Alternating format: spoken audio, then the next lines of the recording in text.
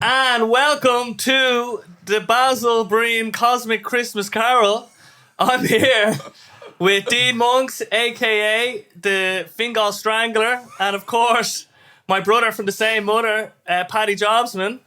And we are here to explore the Christmas cosmos with a nice little throw of the dice. And the first throw of that dice is in that bag. Dean Monks, could you please fetch me that bag? Ho, ho, ho. Merry Christmas. Let's see what Basil got. Santa Basil, like what would you say? Basil Claus. Basil Claus. Yeah. And for you, Mr. Strangler. Oh, Jesus, thanks very much. Now, unfortunately, I had to take two of the bars out. My sister wanted some chocolate. Shout out to Orla Breen. Like, I felt bad because Sean ate all the chocolates I brought home from the gig the other night. And It was a handful of roses. Great. but like my sister was like, I didn't get one, so I had to drop her in. But that's so you can go home. Half a present. I'll Yeah, take so it. you can enjoy that when you're Thank you. sitting at home in the dark sometime, maybe In a over dark room. Yeah. The white chocolate will light it up. Yeah, Like. listen to And Dido. then for Mr. Paddy Jobsman, we got you something very special. Actually, I had to go a lot This one out of my Christmas way to present, get like. this one. Oh, it's Would you be able to please read out the whole thing to me, please? to Paddy Jobsman from Paddy Jobsman's brother. Who coincidentally wears a brown suit. A gift voucher for deep tissue massage. Happy ending not included. Oh, I thought it was happy ending included. No, that's Get your vouchers now. get your vouchers now. Oh, that's cool. I don't do that anymore. You don't do the happy endings anymore. No, I gave that up. stopped. They started clamping down on that. But so you actually started doing these vouchers Yeah. as part of the many services, because you actually have so many services. I realize you have yoga, deep tissue massage, BJJs, BJs. What else is there? That just came out. But it's crazy actually how many things you actually have under your belt. Oh, yeah. Too many. Yeah, like, You need to bring it back. Like. yeah. Great, a bag. I'll do it all. Do it all. The jack of all trades. But I think it's brilliant. The voucher master of idea all, is too. good, actually. Yeah, it's just probably a bit late in the game, but sure, look, better than nothing. Yeah. Well, I think if people, if they realise like the kind of quality that I get with this man, just by spending some time with him, even on the massage table, just have.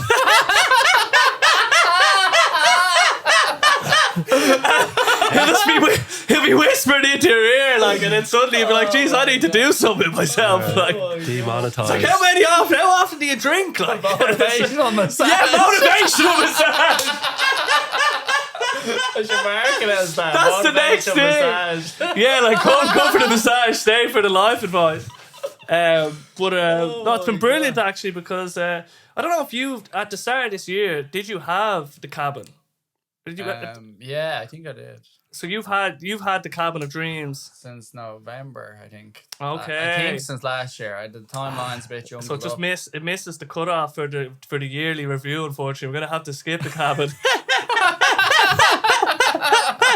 I think it was November. Yeah, it was. It was November last year. Okay. So how has it been this year then, working out of the cabin, working on your dreams and everything else? Yeah. Like what have been the learnings, the mistakes, anything, just any musings in that general realm of reflecting on the previous year? Yeah, no, it's been going well. Yeah, it's just slowly building, and I think as well, like I do kind of work in town as well with my uncle, so I'm not doing the cabin full time. You know what I mean? Just sort of doing that part time at the moment, and I'm doing my masters in strength and conditioning as well. So I'm just kind of dividing my time between those sort of three things at the moment, and then my own training, like jiu-jitsu and strength and conditioning and that. So it's just been juggling the three. So I think starting from January now, I'm gonna really just up the cabin. Up the cabin. Up the cabin. Yeah, no, we're gonna start. Take it to the I'm next gonna level. start doing more Add like. another story. Yeah, I'm just gonna start doing more like personal training and jiu-jitsu, yoga, massage and stuff around Rush rather than in town, because I was doing most of my stuff in town as well. So Okay. yeah, just be doing a lot more in Rush. So just I'd say this is the year I'm gonna start building up. You know what I mean? And then I locally. have a couple other goals, business wise, like in the pipeline. So I'm gonna be working towards them. within the next year or two. You know what I mean? So could be. We'll see how we go from there. Cabin 2.0. Yeah. Maybe. Yeah, we'll see. When I said add another story, it's actually funny because a story, it's like two double meaning. Word drop. Two-story Mic drop. fucking cabin. Yeah, no, because it's I think building locally is really important actually. And even seeing you not building locally, but the other day when you got a coffee, they put Paddy Jobsman on your cup. Oh yeah, Amanda and Marina. Yeah. Shout out to the 33. 33 Cafe. That's really good. Yeah, I didn't realize it. I was just walking away and I looked down and I just seen it. I just like, I don't know, it just made me really happy. Yeah. I just like, that's cool. It's cool. Like you're just nice. like you're out there in the world, and the world is reacting to what you're doing. It's really crazy, actually. Yeah, it's class. Yeah, so I think, like, I always say it, but I've said it multiple times, but I think the local impact is so important, not just for out there, but our own lives are so much more enriched when we improve or make an impact locally. You know what I mean? Because we're out there then in the world traversing it, and we're reaping the rewards of the seeds that were planted in a way. Yeah. And you're giving yourself a head start as well, because everyone who knows you has already bought into your story as well. So you can actually just leverage that to, you know, get more. Get more action on whatever you're putting out. 100%, yeah. Because I don't know, you have more. You're like, Jimmy down the road, or Monksy's after building his cabin there. Obviously, you'll have the people like, Monksy fucking building his cabin there. I'm gonna report. I'm gonna report. Hey, easy. Edit that out. Edit that out. Edit that out. There's nothing to report. Edit that out. Exactly. It's all you know above what I board. mean? It's within the size constraints. Yeah. Like everything's legal. There's nothing illegal going on here. Like, you know what I mean? Just for the record. I like to testify. Basil Breen to the stage. It's like a fictional character. Witness. Yeah, but God. no, like so you do kind of get, I think, a bit of a goodwill in your direction actually. That's the way I'm thinking about it now. When I'm hoping when I because I'll be releasing music next year, so trying to get local gigs going. I'm hoping that there's like enough goodwill in the ether that I'm gonna be able to pull from. Killer Crow, I was talking to him actually on the last podcast. He was saying you'll definitely get people for the first one. You know what I mean? Because people, you'll just go for the first one, but that second one is gonna be the tough one. You know what I mean? Yeah. It's like, we did it. No, we already did your little thing. Yeah. And how's the recording the album gone? It's going really good, actually. Shout out to my new producer, Rob. I'm going to have him on the podcast. I'm going to discuss all the tracks. I'll need to show you Taking Over the World, actually. Yeah. Sounding really good. Now, there's still loads. All the tracks have been recorded, all the backing tracks and stuff. So I'm just start recording my vocals, getting the final vocals, and I'm playing guitar on it as well. But he's just taking them in just you've heard the other song as well, it's and brilliant. It's kind of all in that kind of vein. But there's a kind of story arc to the album. I won't divulge too much now because I'll probably be doing like loads of promotion, loads of discussions of the songs, whatever. But there is a story there, and it's beautiful how the sounds of the album actually like sort of he put a lot of work into it. Like, cause I basically paid him like $3.5 grand. So like, I gave him everything. But that means that he was able to just dedicate the last few weeks to just doing that album. Yeah. Like the timing was perfect. Oh, that's unreal. And he's been flat out. He just texts me, that's done, that here, check out this. And I'm just like, yeah. Brilliant, yeah. So no, it's been brilliant. And I'm it's just because one of my friends, Keith, he had an album recorded and released, and then that kind of got in my head, I need to do an album. I have all the songs there, and having a kind of complete piece that's all kind of similar instead of these little drips and drops. I've done the singles. I've got my music out into the world. Yeah. That's what the singles are good for. It's time to organise it. Now it's time to start organising and polish it and get the final versions of the songs out in a way.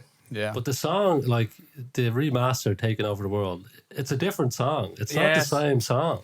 It's insane how powerful a producer is. Like, you can literally just make or transform break like everything for you. And versus you doing it either through some freelancer on Fiverr or doing it yourself. And the big difference. So one difference is that because it was like a serendipitous kind of meeting. Like this other guy, Dara, just came up to me in one of the open mics. I was like, oh yeah, I know this guy Rob, and yeah, if you're serious about your music. And then it was more a marketing kind of thing. I got in with him about that's like Facebook the start of the film, like, hey, exactly, yeah. If you want to take but this. he actually he likes my level, son. yeah. So he likes my music, first of all, you know what I mean, and he's real into it, and he thinks I have good potential there, like to go like as far as like you can. There's always that with the music industry, it's hard to break in any way, but it's not about breaking in. It's just about making it financially viable. How could I have it so I could dedicate more time to music and less time to other stuff? And in fairness, like I have a good balance now.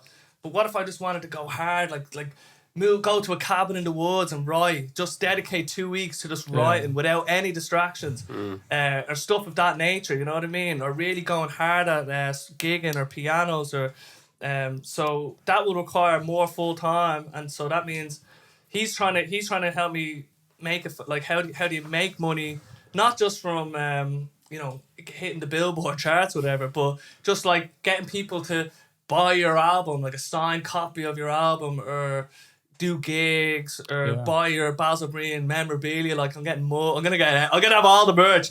I have a really good merch idea, right? And this came up, I forget who it was, but at the open mics, Basil Breen bean bags. close enough, right? He's the name. He actually came up with the Cosmic Christmas Carol, the name for the podcast. He's my chief naming expert. But just to kind of wrap this merch up, so a little doll. I'm getting the Basil Breen, a little doll, right? This is I don't know how. But imagine me, a little doll. Plugging merch doesn't have yet. He looks like he's off his tits, right? And then I can record little messages, maybe. So you pull it, and it's like. Oh it's like, you could do anything. Like all this, you could record. You could record little messages. But I could do personalised messages. You can do anything. You can do anything. This at the old mic scene, this girl Abby, she started. Do you know if you've seen BoJack Horseman? Yeah. But you know, Mr. Will Arnett. Yeah, Mr. Peanut Butter. Yeah, the dog. Yeah, she was like, "You're like Mr. Peanut Butter." It's just like, you're the best. Like just giving people all that and just being a little Labrador. Kanye West's mom, like Kanye West's mom. Yeah, that didn't go down too well actually, because Kanye West hasn't getting some. She actually was like, "Oh, Kanye West" and all. I was like, "That now." Then we had to change it. So anyway, that's the whole thing with the. So it's all about trying Edit to. that out. Yeah. Vote Kanye. No, I don't agree with any of that kind. I like his music, but he's gone too far. He's in with Spotify rap. It's gotten out of hand. He needs to stick to the music. He needs to shut the fuck up about the Jews. Like he needs to not mention. He needs to remove that word from his vocabulary. Yeah. But anyway, it's not Hanukkah. It's Christmas, you know. So we have to bring it back. So I was gonna say then to over to my brother from the same mother, Mr. Paddy Jobsman. What have you been learning or mistaking on or musing on over the past year that's gone well or hasn't? Yeah.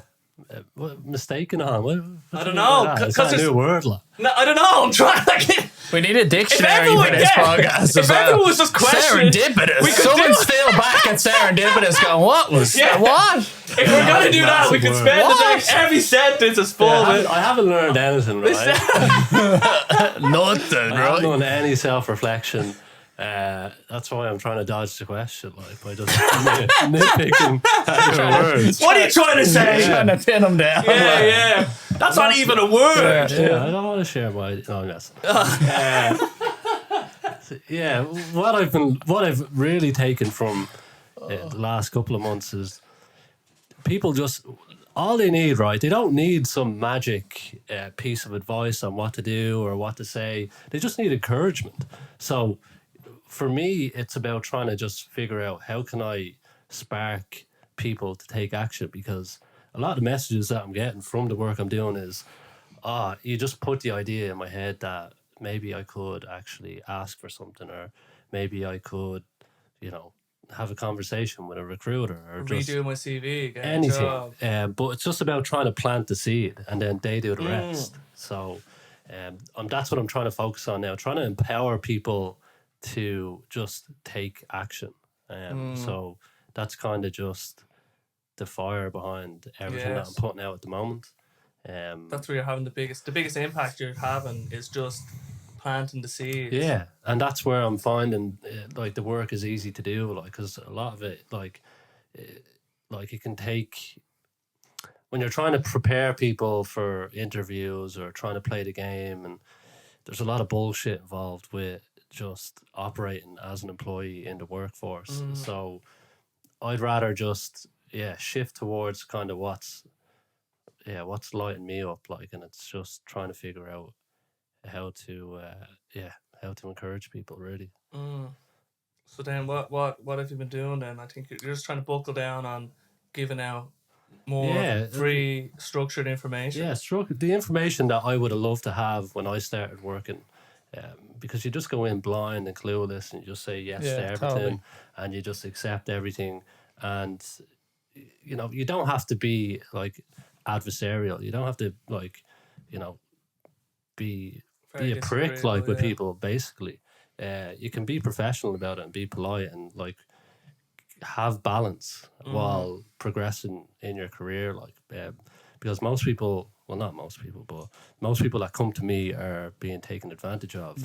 But it's like slave labor. Getting walked over and work, like, you know what I mean? They don't feel like they can speak up, or it all comes back to this insecurity of, if I don't agree with this person, like, does it put my job at risk? So therefore I'm just gonna say yes and just put my head down and not say anything, and hopefully I'll get rewarded for that, and that's rarely ever the case either. So it's just trying to make people aware of it, and then give them strategies or put kind of a structure in place where they have, right, if this situation happens, how do I approach it? Like, just give them a toolkit basically to navigate their career. So they're just they're not, they've better balance, and they can get what they want from their career as well, rather than just being taken advantage of, really.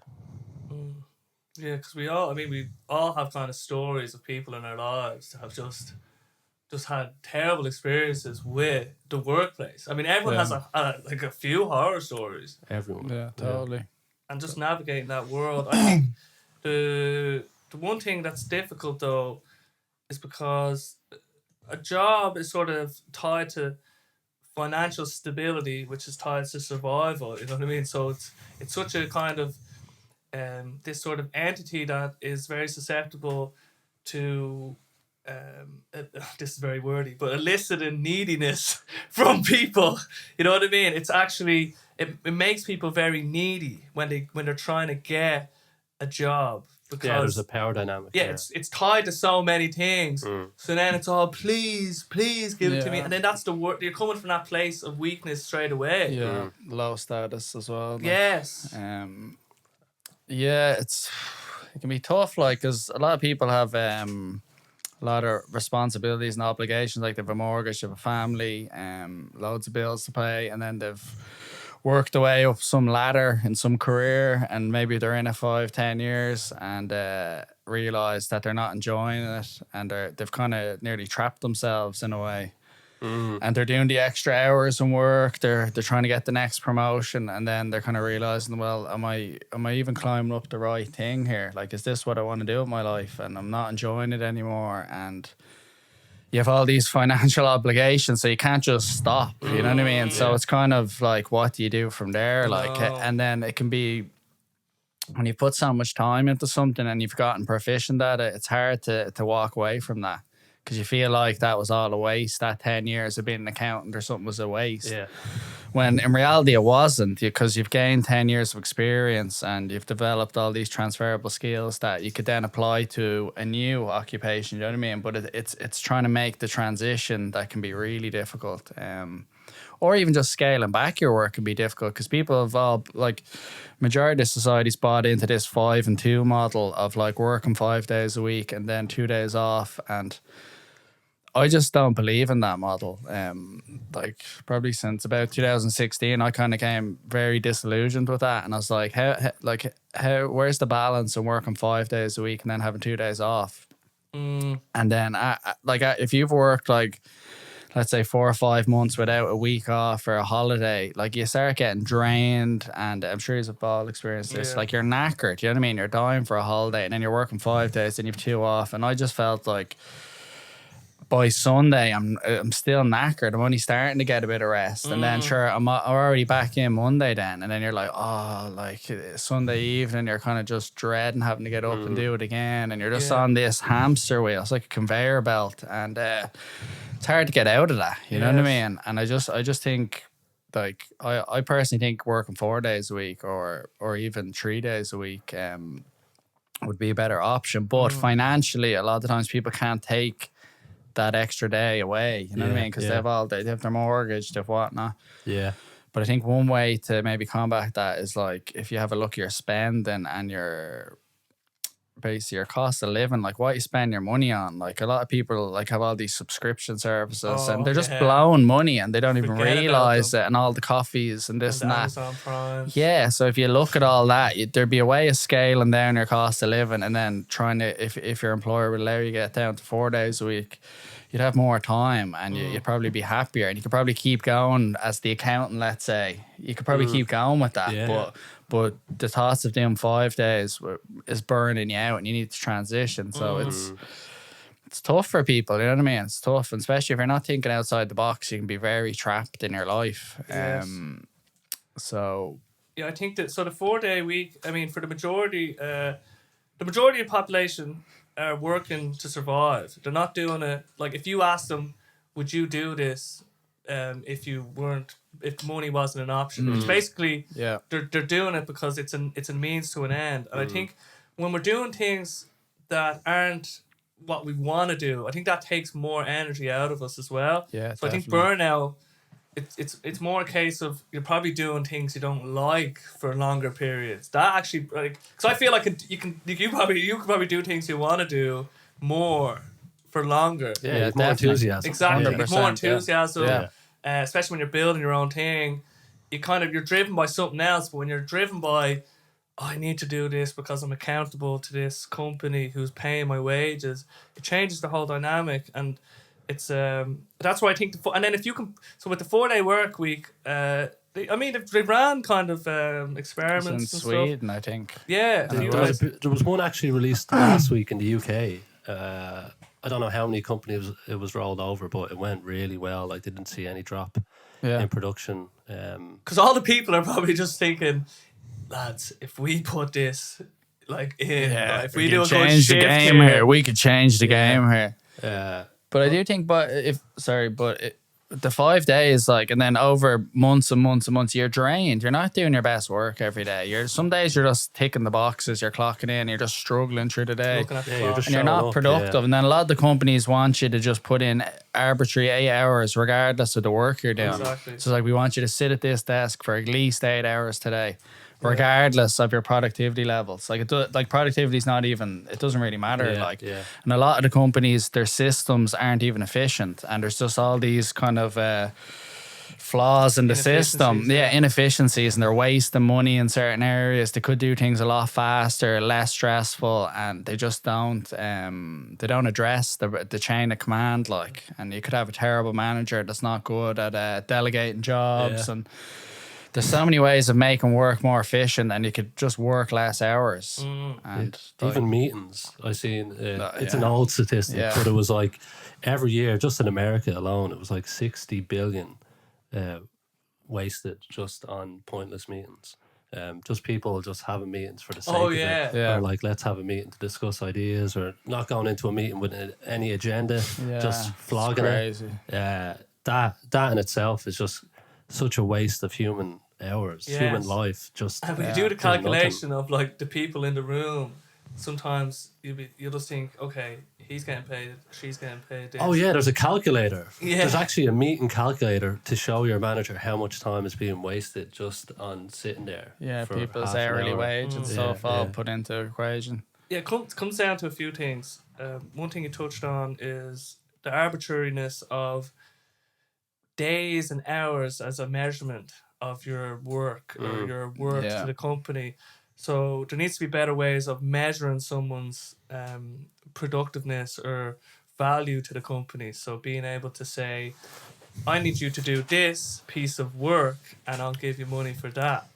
I think that's a much better incentive. And then because sometimes you'll get in the zone for a block of 2 hours, and then that's what's important. Because some of them hours you're just thinking, you're just flicking around. You're not even doing it. You literally only have. You might have 2 hours, 3 hours max of like hyper productiveness. Being creative. Like, and for me, it's like early in the morning. Like, if I like do like 2 or 3 hours of like writing or just like setting up a script or something, it's like all my work. Like, if I take a break and then come back, it's like I never hit that level. So, what you said there, giving people, just saying, assigning them projects and just going, I need it done by this date, and I don't care like when you. Obviously, not every job, like a construction worker or a plumber, it's going to be different for them. But you know, for people working in an office based or in a corporate environment, it's like just give them projects and just go, I need it by this date.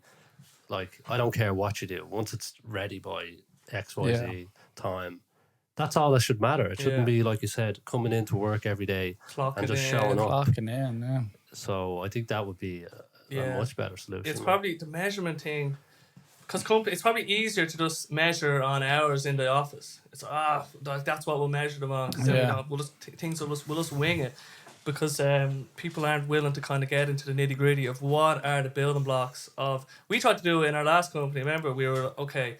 What are the kind of tasks that need to be done every day? What are the tasks that need to be done sort of as just different types of tasks? You know what I mean? There's daily stuff that keeps the business going. Yeah. And there's kind of project-based work and stuff. So if there is a bit, okay, like, for example, right now in our little team of developers, my good friend Chuck, he has to run a script on his machine kind of every day because we haven't moved it into the cloud. So he just has to kind of just run it. And that's something he has to do kind of every day at the moment. Repetitive, kind of tedious. Yeah. Just kind of, but that can be automated away or whatever eventually. But there's other things, perhaps, replying to client emails. Yeah, or live chat. Or anything like that. So, you'll always need people. There's certain things like... Yeah. But a lot of stuff can be kind of optimized better, you know what I mean? And even emails, I think emails kind of go into that kind of category of the meetings, you know what I mean? Yeah. So inefficient with it. People just going back and forth with nonsense that could have been, if you had rang them, it would have been sorted in like a minute, you know what I mean? Just all day emailing each other. See, meetings, rubbish, like. That's what it should be. So in where I'm working now with Fred, I kind of describe it as just in time management. So He says it's not a fault. It's not what he's trying to do, but it's just the way things happen in the current setup. But we'll have a discussion when we need to, as in when we're starting a new project or we're reviewing my code or whatever. But there's no plan. There is a plan kind of meeting where we kind of discuss every week, but it's only like in the morning to kind of just go over it. But it's usually, it just falls in with the current flow of work, whereas it's not meetings for meeting's sake, because there is a way of, even with emails and other stuff of that nature. Slack is another one as well. It's like asynchronous communication, so communication that happens not synchronously. So this is synchronous communication right now. So asynchronous communication is things like email, Slack, where it's happening, like I'm sending a message now and then it's being sent into the future in a way.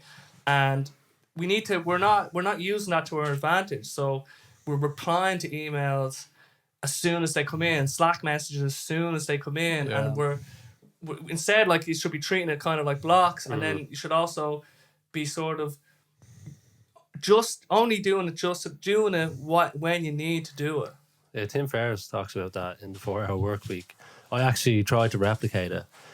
You do get a lot of pushback, like a lot of resistance from people who are just, winging it with emails. But essentially, you set up a block where it's like you set up all the rules, where I'm going to only respond to emails from like 9 to 10. For Tim Ferriss, he had it down to just a Monday for an hour, and that's the only time you could expect a response from him.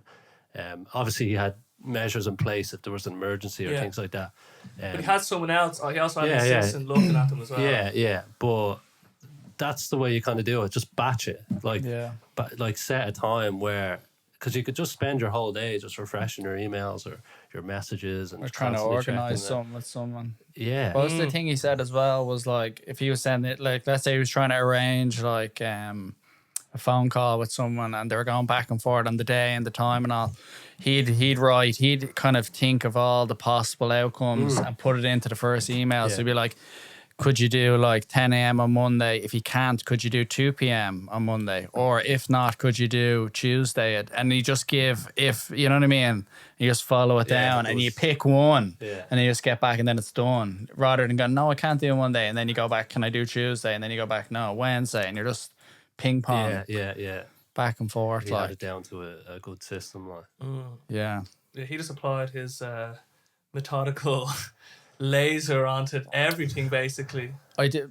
The one thing I'd say though about that stuff is that involves so much organization and planning that for a lot of people that's exhausting even thinking about it, and they'd rather just stick with the inefficient way. Exactly. You know what I mean? And I think that's what kind of happens then. It's better the devil, you know. It's it's becoming like early adopters of new technology or new ways of thinking. They're just like if it was a graph at the edges, there's like a small percentage of people that are trying new things as soon as it comes out. Yeah. Then God bless those people. Yeah, and then there's some people that will never try. You know what I mean? Yeah, it was like the laggards. They're on the other end. Yeah, when Revolut first came. Oh yeah, Revolut. Revolut came and he was like, "This is revolutionary. Like you need to sign up to it." And the first thing I heard was like, "Oh, they just need a copy of your passport," and I was just like, it's just that block. And I just left. That was just a massive step for me. I don't know how many years ago, like 3 or 4 years ago. And I was so late to it. But then obviously when you sign up, you're like, what's wrong with me? I just had so much resistance. For no reason. Like, it adds so much value when there's a I think a good way of thinking about it is something needs to be sort of at least a certain percentage better than your current way of doing things before you'll make the move. For example, if there's a new podcast player and it's only a little bit better, maybe the scrolling is nicer. It's not worth making the transition over in a way. But with Revolut, the big value add is being able to kind of send money to your friends in a real easy kind of way. Yeah. So something has to add enough value. And low barrier to entry. Yes, and low barrier. The barrier to entry is huge. Yes. You know what I mean? Abandoned checkouts. Just people, they get to the checkout and they have to add something that they didn't think of. Good luck. Yeah. Or back to jobs when people are filling out an application form. It's like you go to apply and then you have to re-enter all the information from your CV and you're just like, fuck this. Just find another job. I quit. Exactly. I quit. Yeah, I quit. You quit. Yeah. I'm back, boss. Yeah. Couldn't do it. I couldn't make it to that last step. Oh my god. But it's interesting because barriers to entry or barriers to just completion of certain tasks like that can deter you. In a way. Even there's some checkouts, let's say, that they request like an extra bit of information up front, like your passport. So, for example, your other stuff like bank details or card details or name and address, that's autofill. Yeah. But your passport, you're just thinking, that was enough of a barrier for me to not sign up. I actually have a picture of my passport on my machine, so I always have it ready just to drag. I have my signature as well that I can Photoshop in. I have a few things. I have it in my email, so I just search passport and it will just. That's another So encouraging the email hackers there now. Yeah. All my information is available. Paddy Jobsman at Gmail. My password is blah blah blah blah. Basilbreen.com at Hotmail. Yeah. Hotmail. I say they're the worst for getting. It's funny actually because Hotmail used to be such a big thing. You had MSN, didn't you? Yes. At the chat, like the internet chat room. Messenger, yeah, it was great. Spent too much I time spent on so there. much time It was there. outrageous. Talking to people from England. A lot of people from England. Yeah. Like, I just don't know why. Like, I was a seedy little teenager trying to oh God. Yeah, you know who you are, ladies. Yeah, we were always trying to get girls on webcam. Like, we'd That's have what it was all- sleepovers, and it was just like, That's what it was all let's about. try and get these like girls on cam. Like, Going through my puberty, I mean, and this And, this like, thing was giving they're us just requesting all sorts, access like, to 14-year-old. That's it outrageous. was horrendous. Yeah. But, Good times, though. and then you have to think now these days. Great times. Now, I remember we were talking. Actually, we were going for a swim, and some woman came up to me, and she was, she seen we were swimming or whatever, and she was talking about her son, and how he's gotten real into video games, and she doesn't know how to kind of get him away. And she was talking about what do I do, and to me, I don't know why, I was just some guy. Because I might have been talking about stuff, you know what I mean? Whatever I was saying, Yeah, this she guy. just said, this guy He can help knows. my son, baby. He looks like he was in an attic with an Xbox. Yeah, For exactly. a couple of years. And I did. That was it. I could sympathise with it. Running home at lunchtime. Oh, stop. But now it's crazy. There was even with the barriers of bad internet, that didn't stop. We were relentless, over it. and there's no barriers now. The games are free. Yeah. Fortnite is free. Yeah. Do you know what I mean? Just So fucking power source. Like. exactly. So imagine everyone. It's not like he doesn't have Call of Duty. He doesn't have Yeah. that. Everyone We has all it. have Fortnite. It's genius making it It's free. brilliant, And then yeah. you just buy. Do you buy guns on it, or you buy, buy everything on stuff. it? Yeah. Yeah, like Clothing, pimp out your Customize it. character, I've never like, played it. Like Yeah. so. You buy dances and shit like that. So like, it's all status. It's all status and prestige. just in a Pokemon way. cards, Genius. 7.0. That's genius making it free. Fair play to them. Oh, I know, it's brilliant. They're probably making more money than they would of 100%. selling it because they're getting more No, they figure users. and- it's the last. the kind of- in-purchase genius. gaming is insane. Like we Yeah. had it with FIFA. buying them cards. Yeah, buying the cards. Or Did they just like, ban that because it was like gambling or like know. people, kids, I young think they're trying to kids regulate. kept They should. they kept buying and trying to get Ronaldo or Messi like, and it's Yeah. basically gambling. Like it's like being in the casino. Just like come on, Yeah, Messi, just trying to get rolling that dice. Like yeah, to come out in the pack, like. Yeah. But even we'd play a tournament where you pay in like a $5 and you get to use all like the best cards or the best players. yeah, holy god. And we just go feck it. We all throw in like €1, like if like a few we'll have lads a hanging go. out, and Yeah. we just keep rolling the dice on it, like, and you're just like, like EA just accumulated billions. After remember, it used to just insane. stop. It would Yeah. stop when you pay 60 quid for Yeah. the game, and They now still got you. that's just the beginning. Yeah, that's of the entry fee. fortune. That's the Yeah. entry fee. Yeah, into the nightclub. Yeah. I remember actually one of the lads. He's trying to stop going out, like save money and that, and then he didn't go out for 2 weeks, and he was playing FIFA those 2 weekends, and he spent like hundreds of euro those 2 weekends on FIFA. Like fictional characters. Just It's like insane. 120 euro Friday night on It's a good FIFA. time, Like, but yeah, it's like what? I didn't even at this one. I wasn't aware that you could do any of that, and I was like, Yeah. what? I know couldn't people get have my head spent around. hundreds. Yeah. Hundreds. But so I can Jeez. because I spend money on, let's say, coffees or technology or stuff, right? So I know what it's like to want something and to want to purchase it, so I can sympathize. You know better than anyone. I know better than anybody. Yeah, like an Amazon Prime. Yeah. Basically, this is like an Amazon Prime set. Yeah, But- studio. But it's like it just seems so when I look in and think, oh, it's just video game, it's virtual stuff. But just because it's virtual doesn't make it any less of a value add for that person in a way. Yeah, it gives you the same sense. It gives of you the feeling, same sense. Like, yeah. But what's sort of the kind of bad aspect or negative or sinister aspect of the microtransactions, bringing the store home. You know what I mean? It's like Yeah. there's literally there's a shop now. It's a click away. It's a click away, Yeah. and it's done in this. So companies will get away with whatever they can to make money. If whatever's legal, this is why the legal system's good.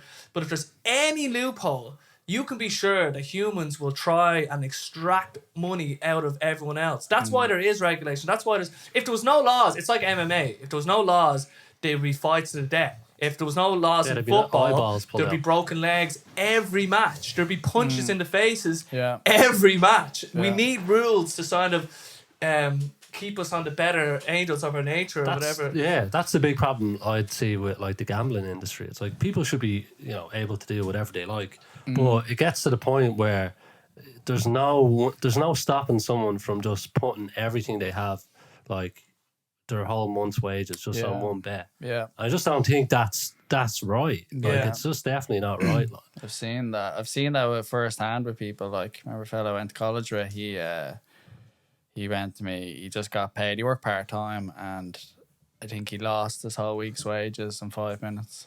Jesus Christ. Online gambling. I was like, what?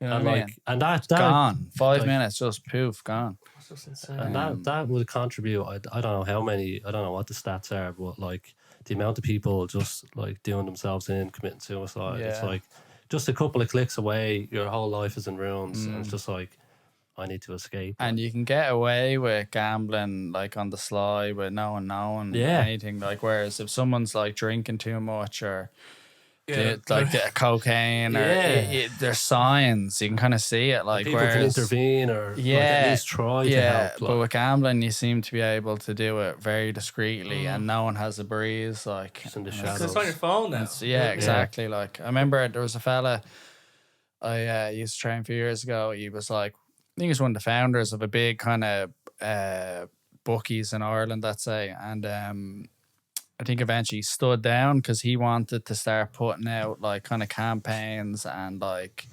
advertisement about like putting caps on what people can gamble each day, and he was trying to like really reel it in. I think he was feeling bad about the effects that it could have on people, and then I remember he's at the board meeting and they were just like, "What are you talking about? Like, we're not doing this."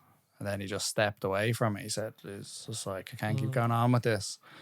Yeah. So like, I don't know. It's a weird one, like, because I do think you should have the choice to gamble if you want, and same with drugs or kind of anything. I feel that as long as you're not harming other people directly, but we do. It's like we have laws. We have road laws to protect like us and everyone else. And we do have law, and then even with alcohol, you know, we've brought in laws that block all the spirits from being bought. We have age limits, and obviously we have age limits on gambling. But for gambling, it just needs a little bit more regulation, right? So I think I've literally figured out how we're going to solve it right now. Right? Okay, here we go. And here's an exclusive. This is how we're going to fix gambling, right? Exclusive. Here we go. Right, if you sign up to Paddy Purpose today, this is the if you go to Basil Breen this /Paddy affiliate and sign up to Paddy Power, you'll get a 10% bonus, and then I'll get a little bit off the top. But no, the real solution right now, this is obviously it's not really a solution, but this could be. This clip has to be within 60 seconds, right? Go. It's the cosmic dice of gambling. I'll spend 5 hours chopping this off. So right, like a surgeon. Yeah. It starts with a single strand of hair, right? Simple words now. Let's bring the dictionary in a bit. Put the money in the box. All right, no, hold on. So, if imagine you had needed a gambling license, right, in order to gamble. So you have gun license, you have a driving license, you have a pilot's license, you have a license to gamble, right? And you sign up with the regulatory agent, you get your license, right? And the only way that you can bet is that you have a separate bank account for your license, right? And let's say you can only bet 10% of whatever's in your bank account. So that means, let's say if you even put $3,000 in it, you could only bet 10% of that or something. And that's in your and you have to keep it in that bank. You can only ever bet whatever percentage of the money you put into that, right? So then that would stop people from just being able to like put all their money every time on it or whatever. So that could be one way, right? Yeah, deterrent. But having people licensed, and I know you're basically well, I don't want to give my information to this regulatory agent or whatever, but it needs something. Who are these regulators? Exactly, well? yeah. But and then who gets it? But if we can decide on some rules, it's never going to be perfect. It's never going to be perfect. Ever, but how do we stop people from just sticking $3,000 on horse number 7 in the virtual game? Number 7. My thing would be, can you stop them? Well, there's always going to be a portion of people in society, the black market. but not even just the black market. There's gonna be a portion of people in society that are just gonna throw the $3,000 on black. No matter what. Regardless. You know what I mean? And it's kinda, I know you're trying to protect them and steer them away from that, but if they don't do that, they'll do it elsewhere. That person is destined to just throw that fucking $3,000 down the drain. Some people can't. I don't think everyone could be saved. Just don't have the impulse control. But you could definitely can't reduce save them all, man. You could definitely reduce. No, I know. It's like us, right? If we have any chocolate in the house, like we'll just like gobble it up. Like it just doesn't stand a chance. We have like a completionist issue. Yeah, animals. But if we don't have, if I open up the fridge and there's just no munchies sure, look, in there, my Christmas present. Didn't even make it. Didn't even make it. This house is a pit of chocolate. It just gets sucked out. Just evidence of a Christmas present, like, do you know what I mean? It's just the wrapper. That is the evidence. The wrapper. Chocolate doesn't survive in this house. Merry Christmas. But that's why we don't put it in the house. Yeah, so it's just like if it's in the house, we'll eat I'm it. actually down a bar since you gave it to me. Fucking be happy and grateful. I'm joking. But if it's not here, then we'll just like we won't pig out. Like so, in the same vein, it's just like you want to just reduce how easy barriers to entry. Add more barriers to entry for gambling. Like it shouldn't just be a click. Like, you know sign up and then and look, I seen fucking RT on Twitter. Right, they're doing highlights on the World Cup. And all of it is sponsored by Paddy Power. I know, it's not right. So this is the national broadcaster who is run by the government. Literally, the government saying, double your money. What this station should be putting out. And they're in bed with one of the biggest gambling companies in the world. Like, what if you won? Yeah, you know what I mean? It's like, and then you see sportsmen and sportswomen promoting. Yeah, there are a lot of that. A lot on MMA, I know, especially during the pandemic, like with the UFC, GSP, and all that. Yeah, like that's George. Like, George. You're a samurai. Yeah, like come on, a man of honor. Yeah, I know. And you see, it's a because it's a more it's the gambling companies. They're making profit because they have these models that they say if we put it at this price, that means if this many people win and lose, we'll make this much money. This is the best price to get the money for us. So everything is calculated. The entrenched in the sport now because it makes it funner. It's like, 2-1 Messi to score the winner, and then you're more in the game then. Oh, and it does. And it makes it brilliant. Same with fighting as well. Knockout in the third round. Yeah. And like I think that's, you know what I mean? A little nice little bet. But it's like, how do we prevent the adrenaline, the negative aspects of the gambling and stop them kind of, because they're basically, we have all these morals in society, let's say, about, we don't like drink driving, we don't like people committing suicide even. We stop people from hurting themselves in a way and hurting society at large. But there's like these double standards whenever something gets grandfathered in from the past. Like even cigarette smoking, we're only kind of, maybe in the last 30 years, it was like, all right, we need to start getting rid of this now, you know what I mean? Those pictures on the boxes are nuts. But that's the thing. And everyone was just the illusion to it. Even when the data was coming out, they were like, no, my doctor says Carol's are the finest cigarettes for my lungs. Yeah, de-stress. Exactly. So it's how do we just basically put some sort of fail-safe. Oh, you figured it out, like. Yeah, just something. I think it's a decent idea. I think the worst is when if someone's betting on horses or whatever, at least like there's jockeys and there's like a real horse running around a track and it's an event and people are there and it's like it's a sport. You know what I mean? It's a real thing. Yeah. Like the worst is when you see like the fella he's in the bookies, Paddy Power, and the virtual horse thing's on, like, or it's just a little plastic horse is going around the thing and he's putting the plastic horse. It's just like, what is going on? It's like the bottom of the bottom. Like it couldn't be any lower. Like it's just you bet on anything. I know we have a neighbour who won, I think, 18 grand on virtual. Okay, I take it back. I take it all back. That's an outlier. These are the stories. These are the stories that perpetuate one success story. Tony down the road, 2 million. All you ever hear, right, is that I won this, I won that. You don't ever hear of like the days and days and days and days. Although we do have the cold nights. We do have a friend who's like completely upfront. Like he has like, you can see in your account your total lifetime balance if you're up and down. Like, and some people, is he up or down or? I think it'll always be down. But the fact is he's aware of it. Like he's not. He's not shying away from it. Yeah, okay. And gambling, it can be fun if it's just within your means. Like, yeah, well, you get that dopamine hit. That's what it's all about, the excitement. You know what I mean? And like, I got people pay to go to the cinema. People pay to do other little stupid things. They're not stupid things, but things that just to enjoy life. I'm not against gambling more that colourful, way. yeah. But I'm just against people getting 3 litres of vodka and just being reckless. Like, being reckless, Like, what do you think of like Las Vegas then? Just the heathen. Yeah, it's just too much. It's like it's bringing out it's just our psychology, that winning mentality of like on a chance of probabilistic outcome. We're not wired to think in that kind of way in probabilities. We're just taught, our brains are kind of just, if we win once, that's the pattern we see. We don't see all the losers. We just think, because if you catch the fish once, it's like, well, it doesn't matter how many times I lose in catching the fish. At least I caught it that once. So even if I have to do it 9 times to get a fish, then I can survive. But I'm just thinking of this now. You know what I mean? I don't know if that's real, but it feels real. And then the psychology, that variable reward of a slot machine, apparently it's real sinister in how it operates in your brain. That's what social media is. You know, when you're refreshing your timeline and all, it's equated to the same kind of sensation as a slot machine. You're kind of pulling and you're like, oh, what's going to come up now? You know what I mean? And then the likes and all that shit. And then the likes, same time you get that just notification, like the you get dopamine, that, just like soaring. And then you're waiting for it again. You're like, give me another one. A little rat just pressing the button. Yeah, I've had some dark days, like just playing that game.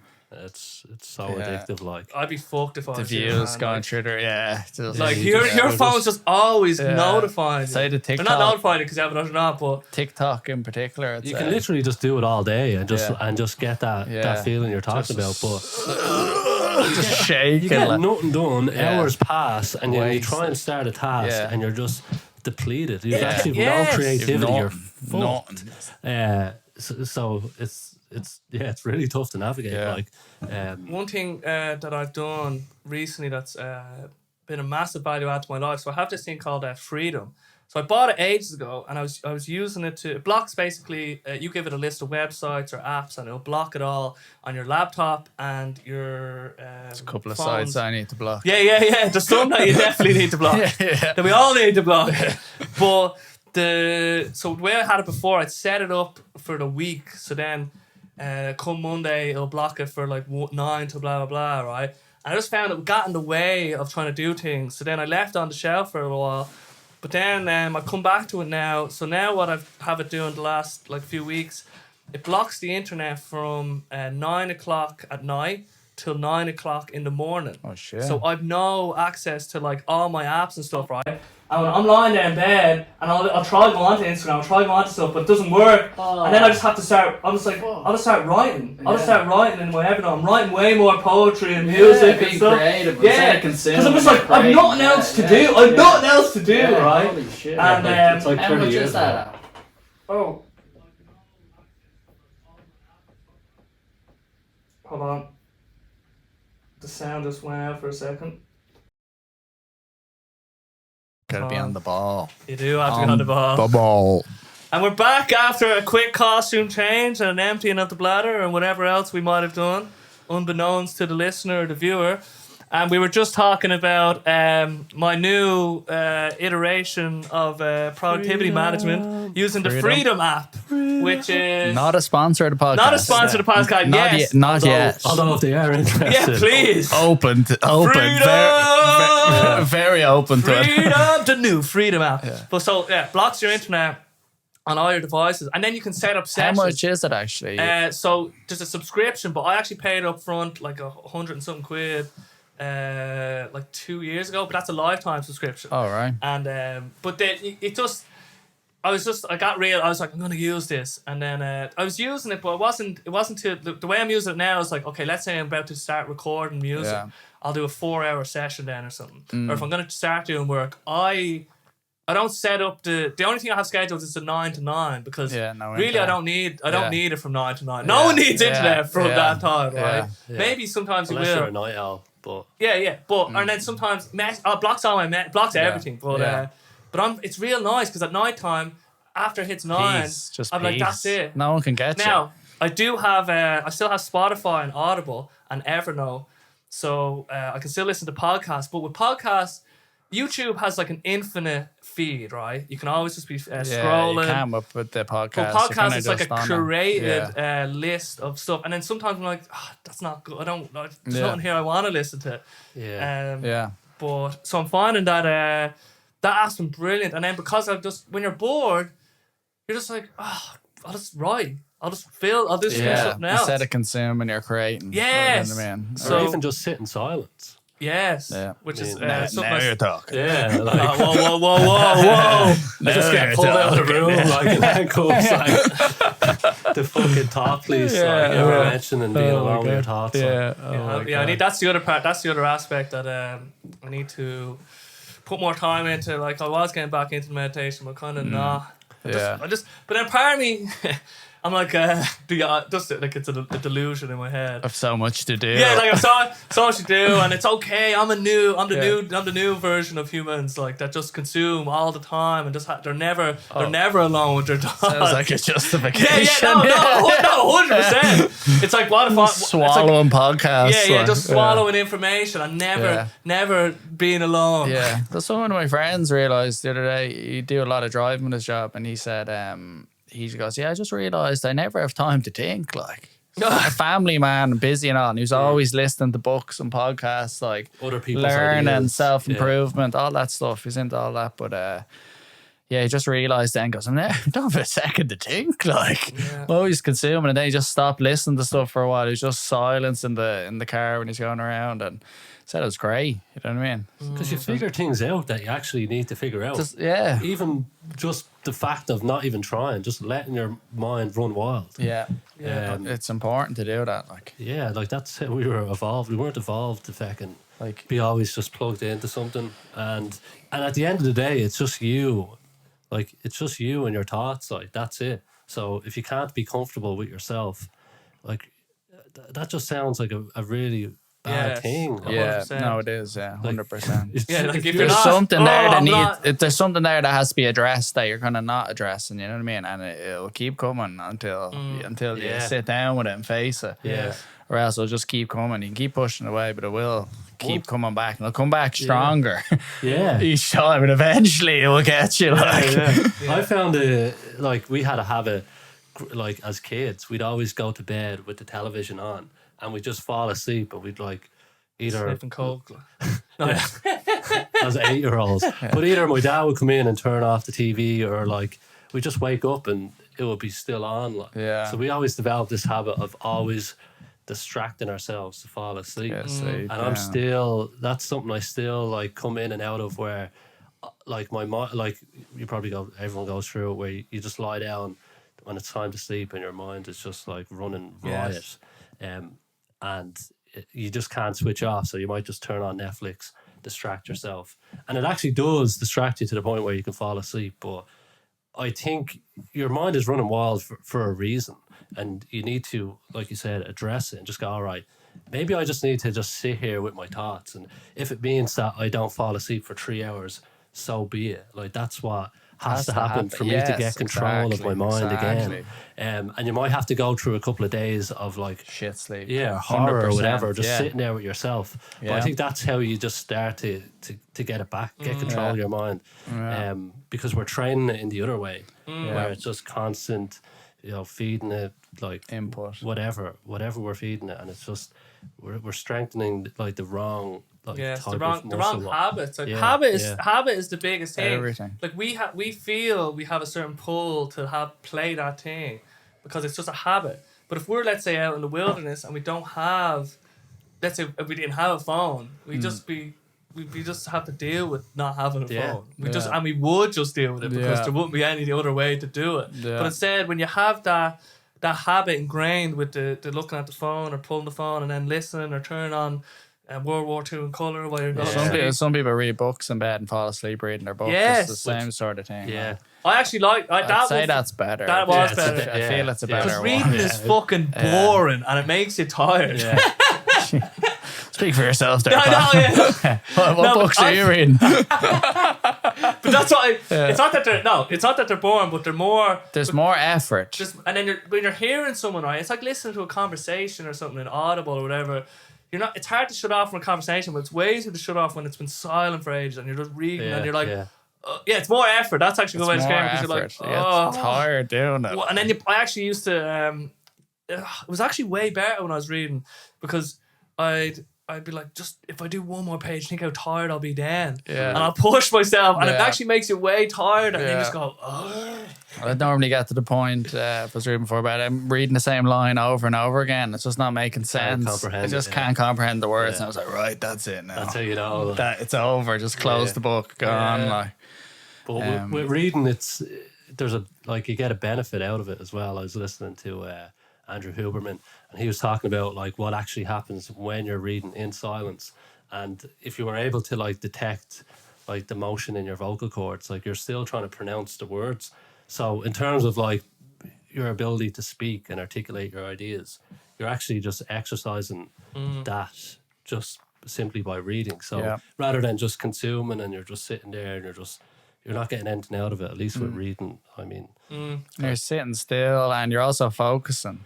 Yeah. Like the focus is huge. Like most people can't focus anymore. They're like, everyone has ADHD. You have to focus to read. You know what I mean? You're looking around, getting distracted every 2 seconds. Like, when you're listening to something, you can just be very passive. You're walking around cooking, cleaning, doing whatever. You know what I mean? Multitasking. Have the telly on as well. And going TV on. Doing it all. I'm doing my calf raise. Like, the most optimized thing I did in the bathroom when I get going is like, right, so I'll have a podcast playing. Yeah. I'll be brushing my teeth. I'll be pissing. Yeah. And I'll have the window open, so I'm getting sunlight in from the window, and I'm doing calf raises. So that's like getting those calves pumped for the day. Yeah. Waking the calves it's like, up. why shouldn't I just stand? I could do all these at the same time. Oh my God. Then someone's looking out the window, just sees your head coming up. Like, what is this freak doing? Oh my God. No, I haven't got all them going in sync, but usually it's like it's a circuit. You have a circuit going. At least you're getting some exercise. And then 2 minutes, because sometimes I'm like, I have to go in here and brush my teeth for 2 minutes. That's how bad it can get in my mind. I just want to fucking get back to being a little stimulated little bitch. Like. Oh God. Stimulated. You're not much stimulated. Yeah, you ain't nothing but a stimulated. But you know what I mean? But it's hard to... we need to fight back, like. Yeah. Because like these social media companies, they have their best men and women working on the job. Companies, man. AI taking over now as well. Fish hook you in and just wheel you in. It's tough.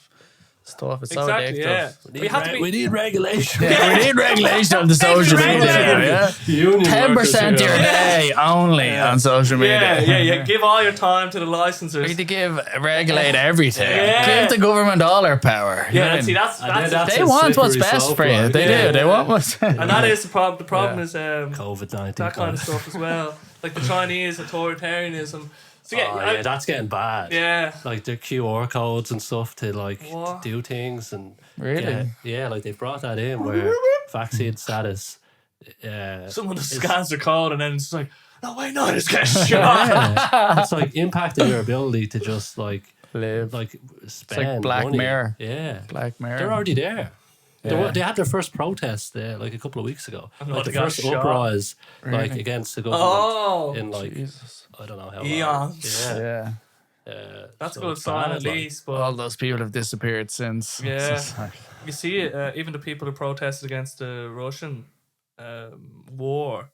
There was like massive prison sentences for people who went against them in a way. It was crazy. Yeah, like you just wouldn't go against them if you were. No, it's a tough situation to be in. Yeah, no, it's tough when you're just in a country that is dictating these crazy sort of laws, and then we take for granted that we're a democracy and we have certain freedoms, and you could say this and that about the government, but it could be way worse, and it's not the default. Yeah. Like the thing with authoritarianism as well is that if it ever gets a foothold, I think in my head it's easier to go from a democratic society to an authoritarian than from an authoritarian society back or to a democracy in a way, because once the people it's get easier to go back, it's harder to go from authoritarian to democracy. Yeah, because once imagine because then you can set up all the rules to prevent that once you get in. So you can see like the communism and stuff, all these uprisings and moving towards a betterment of the utopia or whatever, as soon as they got into power, they were like, and then they changed all the rules, and then it's just like presidents for life, prime ministers, like changing the rules. It's like, sure, you know, and then suddenly, the whole landscape has changed, and then it's harder to change the rules back. Whereas if you go from, it's easier to change because it's easy to get the people behind. Oh, things aren't right around here, and there's freedom of protest, there's freedom of speech, and then a sinister kind of little slithery kind of snake person can just get people behind them and change the rules, whatever, and then be like, or just rewrite like in 1984, where they're like literally just rewriting the history. Great book. Or they're like changing who their enemies were, like they just changed the name and they just say that's just the way it is now. And then when people look back at the history books, they've changed who the enemy was originally. It's like, oh, that must have been the way it's always been done. Yeah, you can change history. Whoever's in charge now can change the past. And then they're in control of the narrative right now, which I think sort of happening now anyway in every country. Oh yeah. I mean, I don't think even Ireland. I don't think it's a proper democracy. Like it's not a true democracy. Yeah. You know what I mean? It's not. Yeah, it's not like people. There's lots of people that don't vote even, for example. So, and then there's little bits of barriers to, like this is what I don't understand about voting. Why is there any barriers to voting? I say, why do you have to? Why isn't it that as soon as you turn 18 and you have a PPS they number? do that on purpose because they get the certain amount of population won't be involved. Then it's like you know what I mean? That's why I wonder what that. I wonder like, but it's in a few places. It's in a few countries, and I wonder. Yeah, I wonder. Why if can't just vote online? But it should be the easiest possible entry. You have a little app, boom. But Leo. The thing is that it's Get not. him in again. Yeah. Give him another chance. You know what I mean? That's all.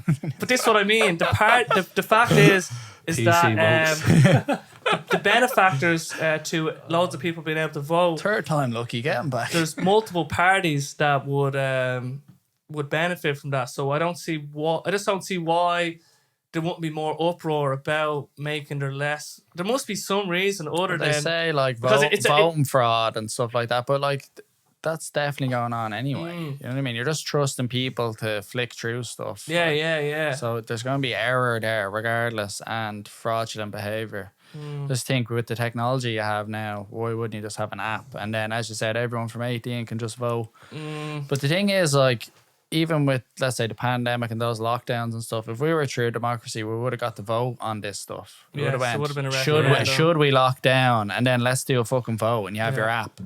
Yes, no. Yeah. And then if everyone got a say in this, and let's say like 50 or 60% were like, yeah, we should lock down. Oh yeah, and then like it's just sort of, well, all right, well at least I got this is what we wanted. At least my opinion, like got a say, and then people would feel way better. Yeah, that's actually really interesting. If we had just, let's say, we think lockdowns are going to help everybody. Should we be sure? Do a poll. Do a poll. Like Elon's doing on Twitter. Give out all the information, right? I think it's like, this is what we think could potentially That's happen. That's true democracy. That would be, having referendums on. Should we close down the gyms for 6 months? That should be and keep the off licenses at McDonald's open. That's actually really interesting. Should we close the gyms? Keep the off licenses because at McDonald's open. Because if they had done that, then there'd be less.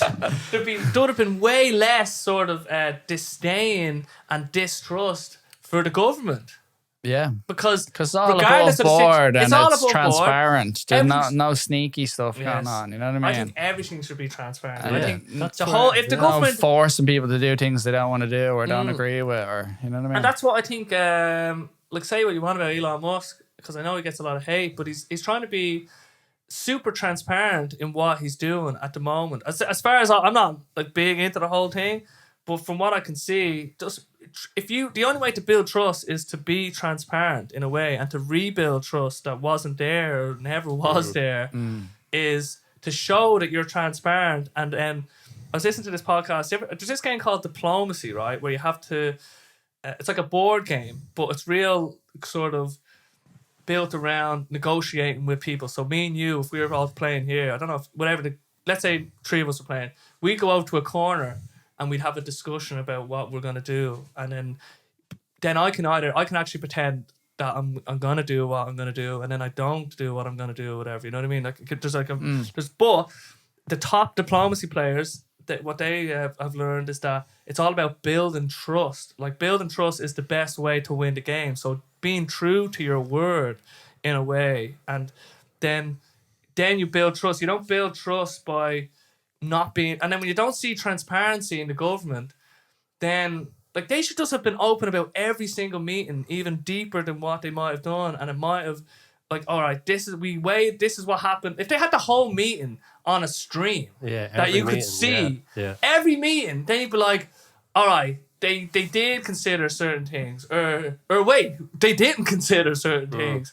At least there'd be more, because when it happens behind closed doors, it's just like, well, what the we don't even know what was discussed, or if they even did they weigh up this, or like who actually just made the final decision in a way. And that's like, we know better than yous. I think they do televise the doll votes. So. Oh yeah. But it's more just like going up and just showing who. I don't know. I've never really looked into it. I've seen a bit of it. It's not really just different parties arguing with each other.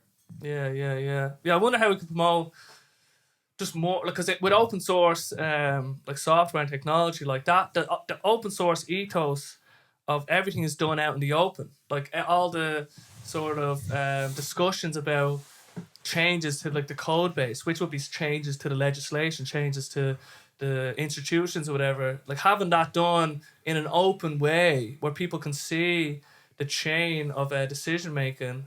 I think that's where hopefully we'll be moving towards, because even with technologies like crypto and stuff, I won't get too into it, but they enable that kind of open transparency, because they're able to produce a sort of chain of decision from A to B in a way. Let's just say that that's what it is.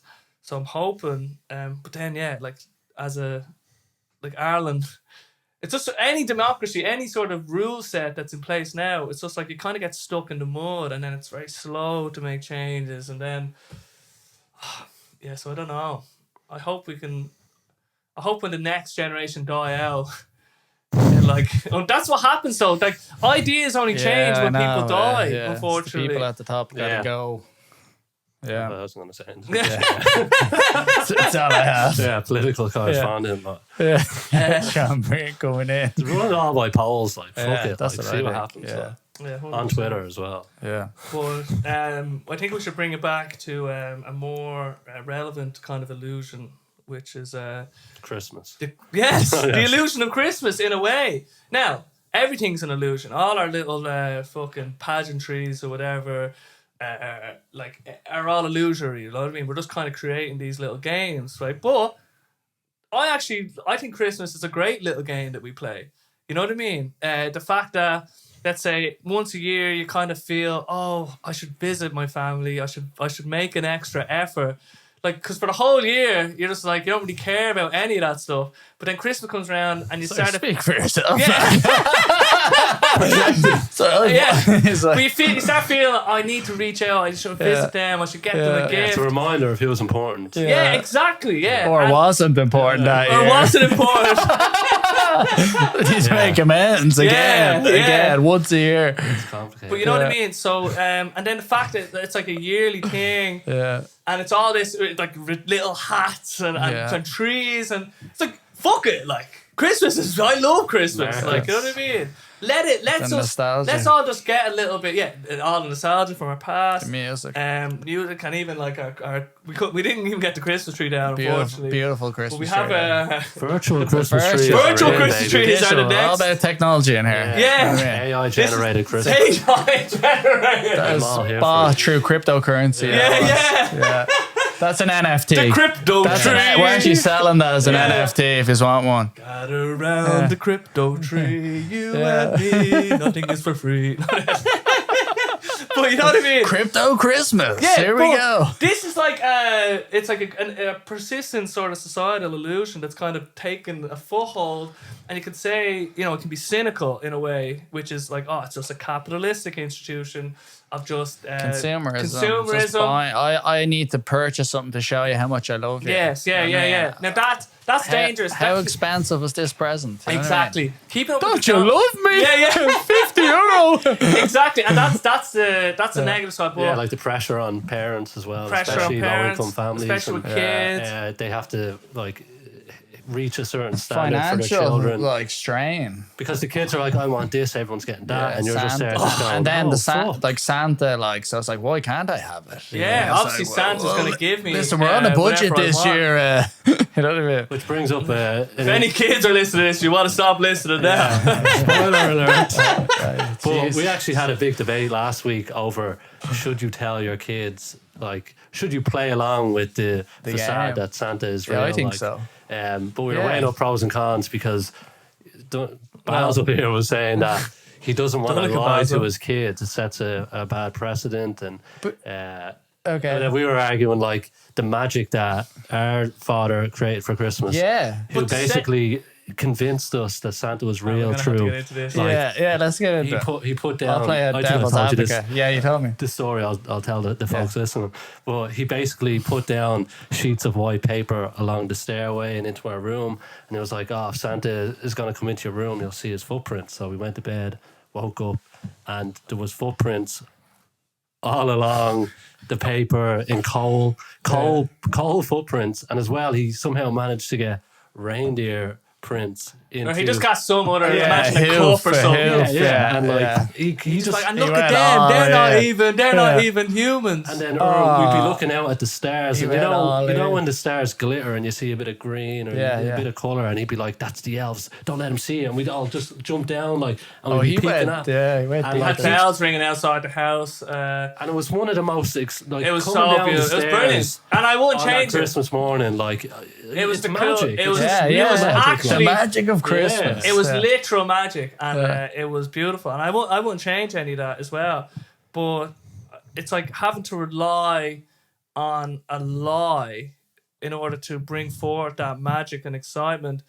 And for me personally, it set a bad precedent, because I think I was very manipulative in my childhood in a way, and I used lying a lot. And not just lying about like straight up lies, but the perception of what people perceive to be me. I was in a way trying to orchestrate that in particular ways, particular narratives in a way, because I knew how malleable sort of story was in a way. And just analysing myself. Donald Trump as a child, but not as a teenager as well. And then it's like, I just feel that, like, for me to have to turn around to my child after a few years and say, actually, all that stuff that was like, that was a lie. I was actually just pretending all that time. It just sounds. It feels. You don't have to tell them like that, though. But that's what it is. No, I don't have to tell them. But that is. No, but how you word it is. There's no way around it. That's exactly what it is. No, there's definitely a way around it. There's a game that we play with children. We create this magical experience for them and let them believe in this kind of traditional story, that brings joy and fun, and you know what I mean? So then they just turn around and say, "Oh, so it wasn't real." It's what we do. And then you just say, no. When you have kids, you have the choice then of whether you want to keep it going. It's a tradition. But yeah, if you don't want to do it, don't do it. You know what I mean? Yeah, I think obviously it's a choice, but I understand the line thing, but like, think of the memories you had with your dad, like. I'm not saying. Yeah, is it better to have loved and lost than to never love at all? Well, I know what my friend... Like, do you feel like my dad lied to me and you're annoyed about it?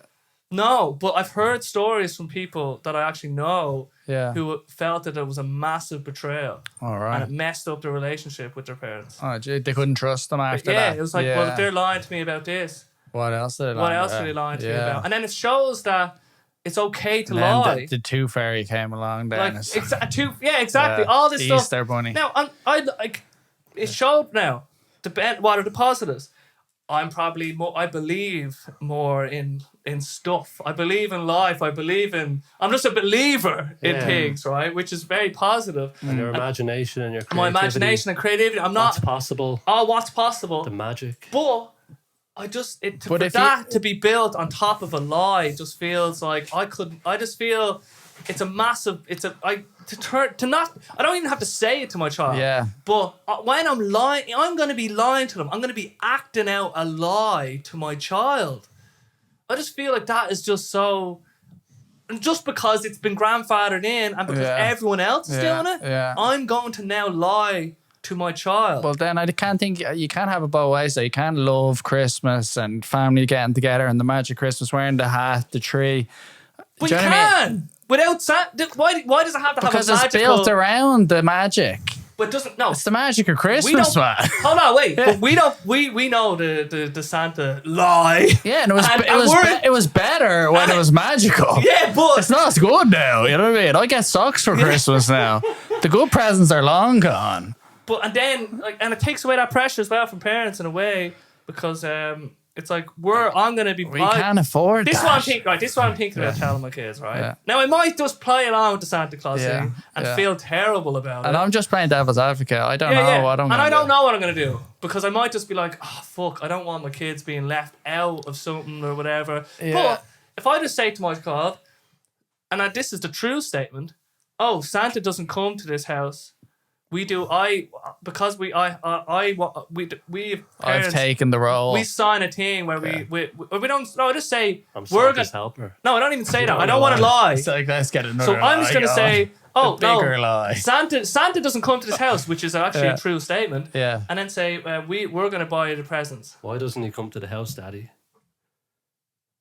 Because we weren't very good this Christmas. It's not real. You weren't.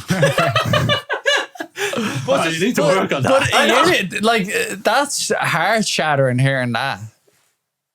But they've never believed. It is real though. The spirit of Santa is real. It so is you can't say real. he's not real. It's kind of like is a vampire real? A man, so he does mythological. It's a mythological figure. I'll say because he can. He exists in our imagination. Yeah, and not in material reality, but in our imagination, he's very real.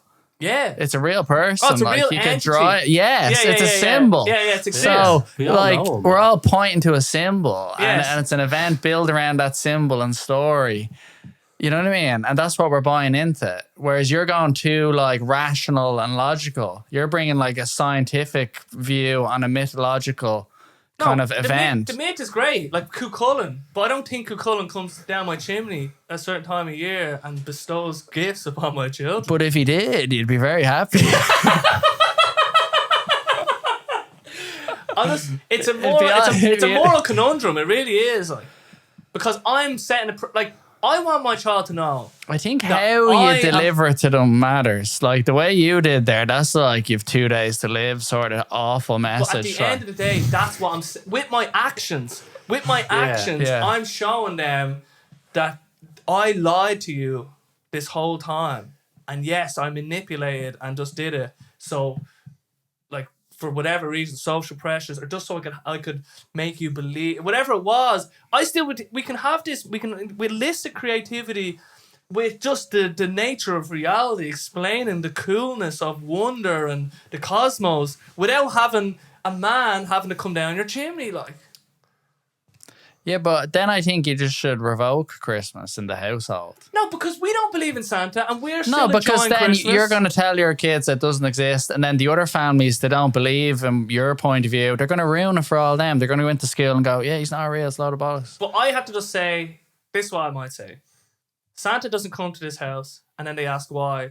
It's we're Protestant. I'll tell you. Yeah. Oh, the Protestants get a bad That's rap. basically what it was.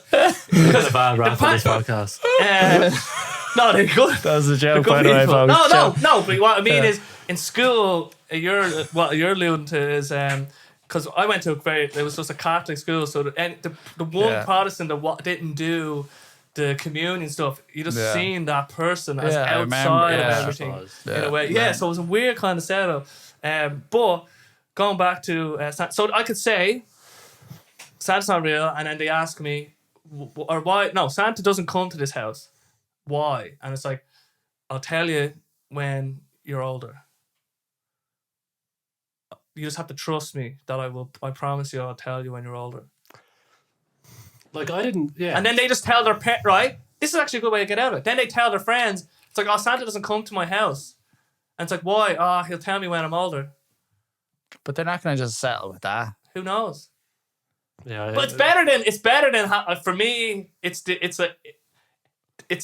right. So that covers both, right? I'm not lying to my child, and they're not potentially going to ruin it for other people because they can't. They don't know the real story. Yeah, but they're going to Google. Children are going to Google it. I don't know anyone who felt like. Obviously, people do feel betrayed, but I didn't feel betrayed by it. I'm grateful for everything that happened. I enjoyed it. I opened my mind to what you can create. Yeah, like imagination. But I'd also be grateful. But I think ultra truth sometimes isn't the best. But it's not even ultra truth. It's like it's like the biggest white lie possible. It's not. Everyone white lies. This isn't a white lie. This is like we're orchestrating a time, a period.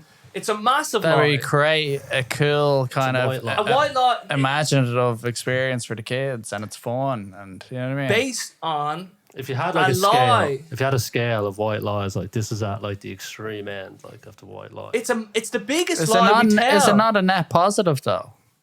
Yeah, it's like if someone had a gun to your head and go, like back in feckin' what's that? Inglorious Bastards, and it's just like, do you have anyone like in this house? And like, it's good to lie then. It's good to lie and say, no, there's no one but underneath the floorboards. So I'm just saying there are situations where lying is good. Oh yeah, I'm not saying that. Where lying is I think there's bigger things to worry about raising a kid than Christmas. Yeah, like be there for your children. Yeah, show them love, give them good values. How to be honest with integrity in the world. But you can still do that. I just think like the fact that I lied to you for so many years about this, but you can sit down and talk demolishes all my credibility as an honest person for me. Because like if I'm willing to put in that kind of pageantry, knowing full well that you don't know that this thing isn't real, and I'm actually taking advantage of your childish nature. Real. It's like you're creating the spirit from like the imagination into reality. So it's not like you're just making something up like that's not real. Because it is real. The story's real. The myth's real. We all believe in that. So it's like you're just bringing that into the realm of like reality.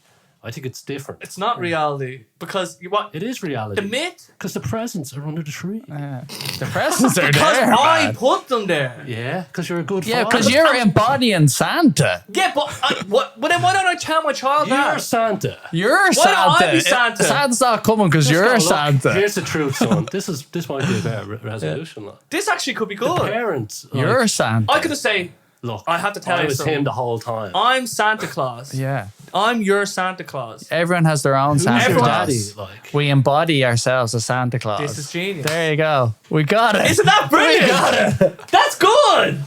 We'll take that. Because I can tell children now. Because everyone has, and I can the children now. And I can, just gotta wait. Gotta find that woman now. Just parents roll their eyes at this guy. What the fuck are they talking about? But I actually think fools. Because I just want a good night's sleep. Because you can't actually say that. You could say you're Santa. Parents. Yeah, everyone else say no credentials. Yeah, we have kids. We just say, you know what? It's just better to lie about it, isn't it? I'm knackered, right? I'm fucking tired.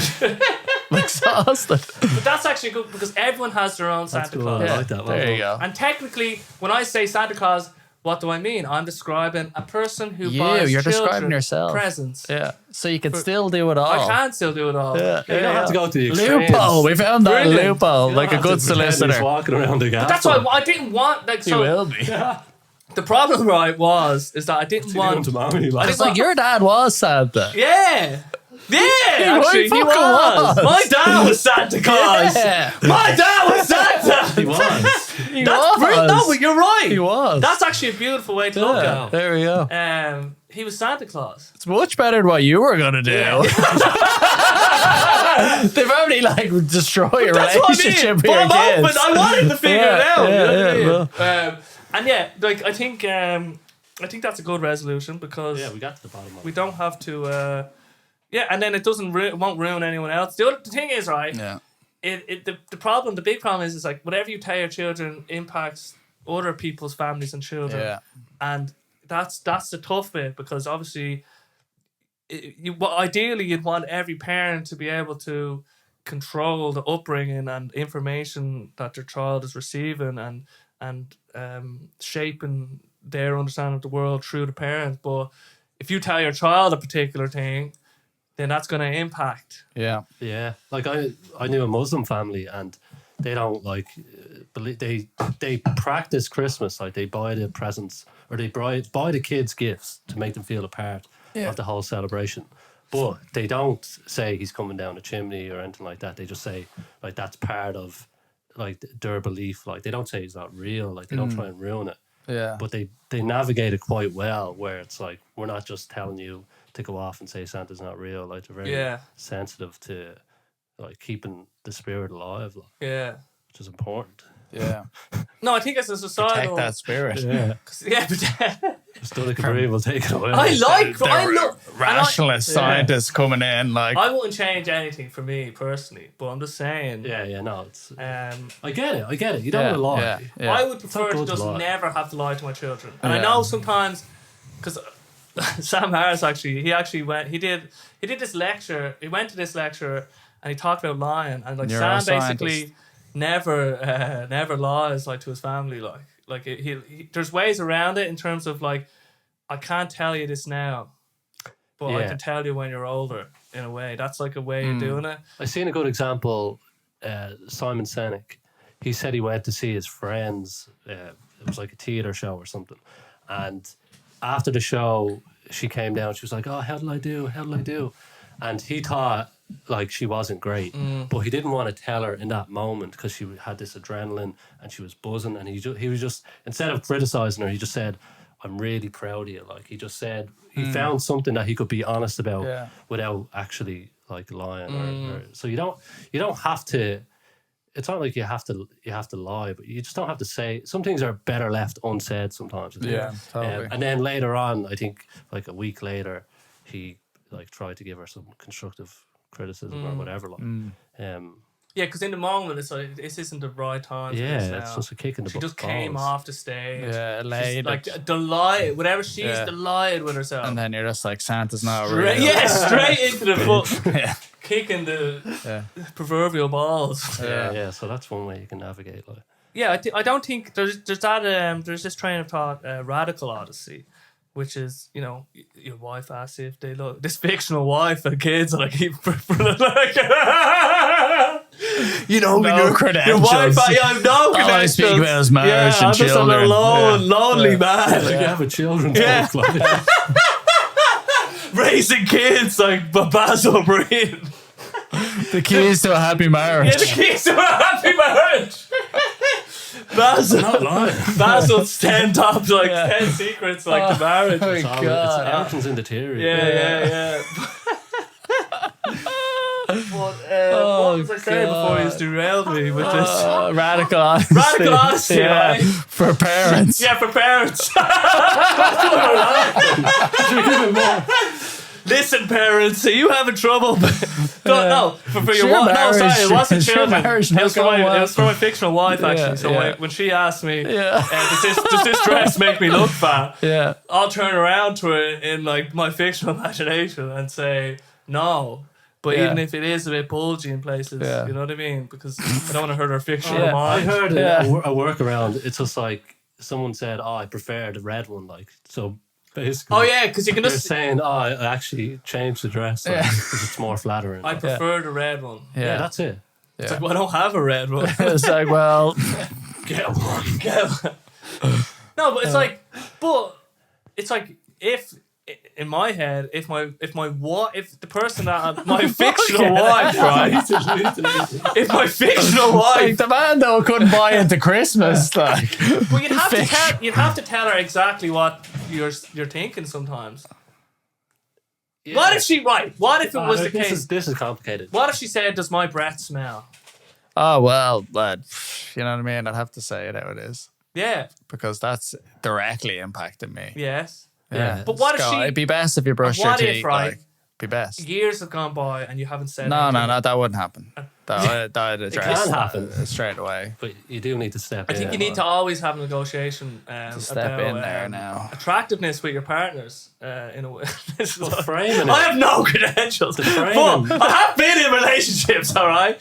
And one thing I'd say is that, it's like if I'm offering marriage you want to counseling. be, you do want to try Consultant. maintain whatever level of attractiveness, at least maintain whatever level of attractiveness got you to the dance in a way. You know what I mean? Yeah.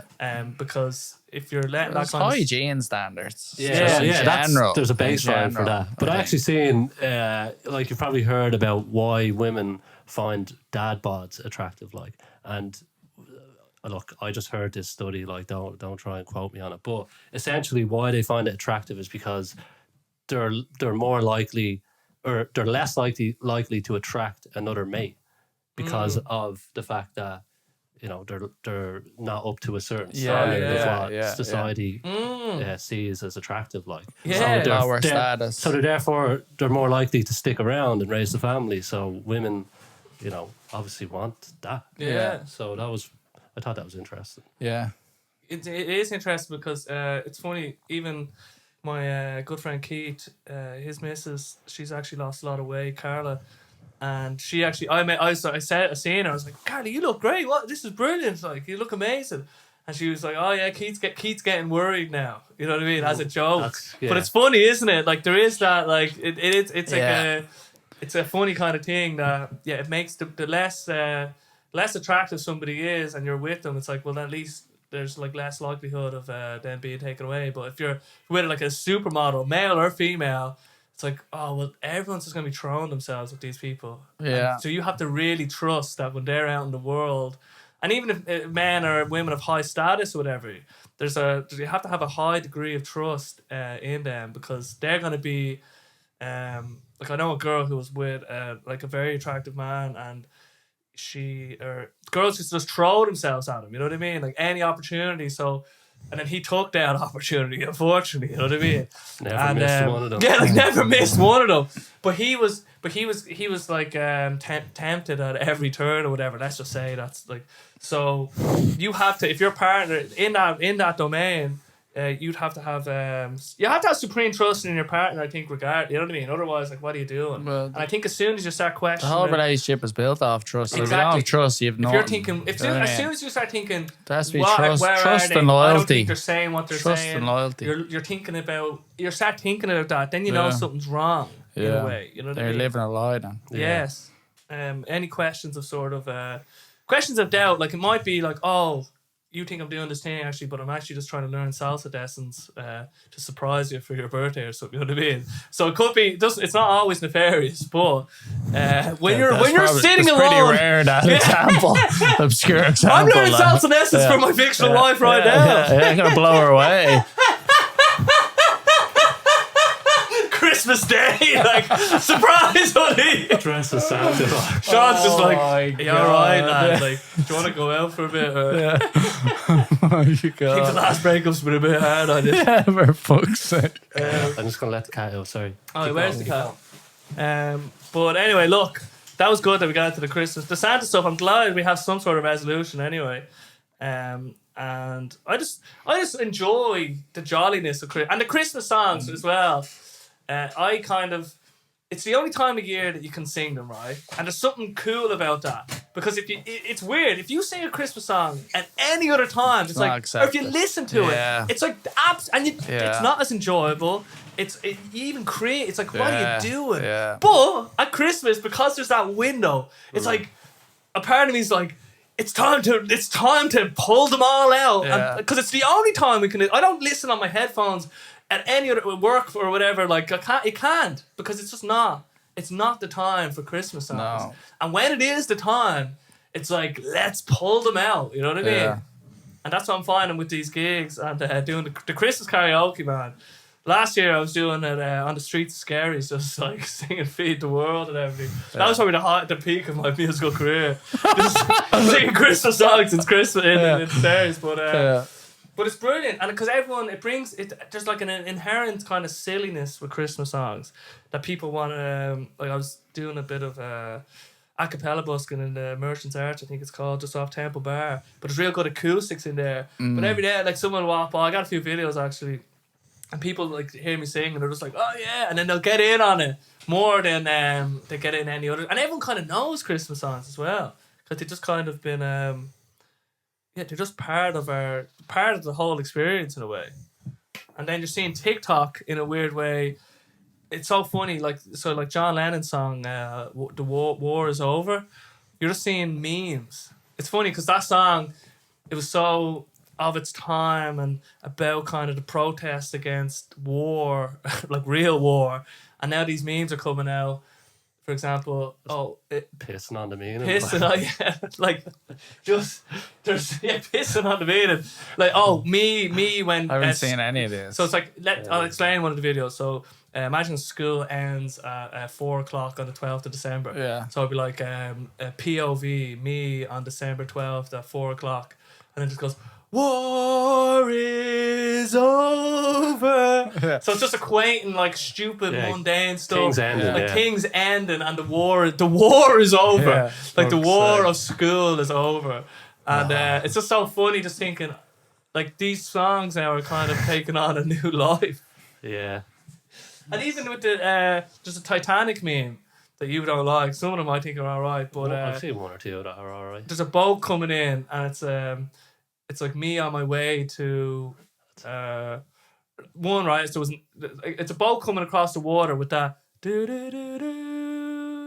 Titanic tune, yeah. Whatever the Titanic tune is. And you can superimpose yourself into the boat, so you're basically in the boat going along the canal or the frozen water. So one is like my manager after doing like 2 seconds of work today or something, and it's just kind of then drifting off away. And it's just funny, that song and that boat and the whole thing about the Titanic just makes it like funny to just superimpose people onto it. It's like video memes now. It's weird. Yeah.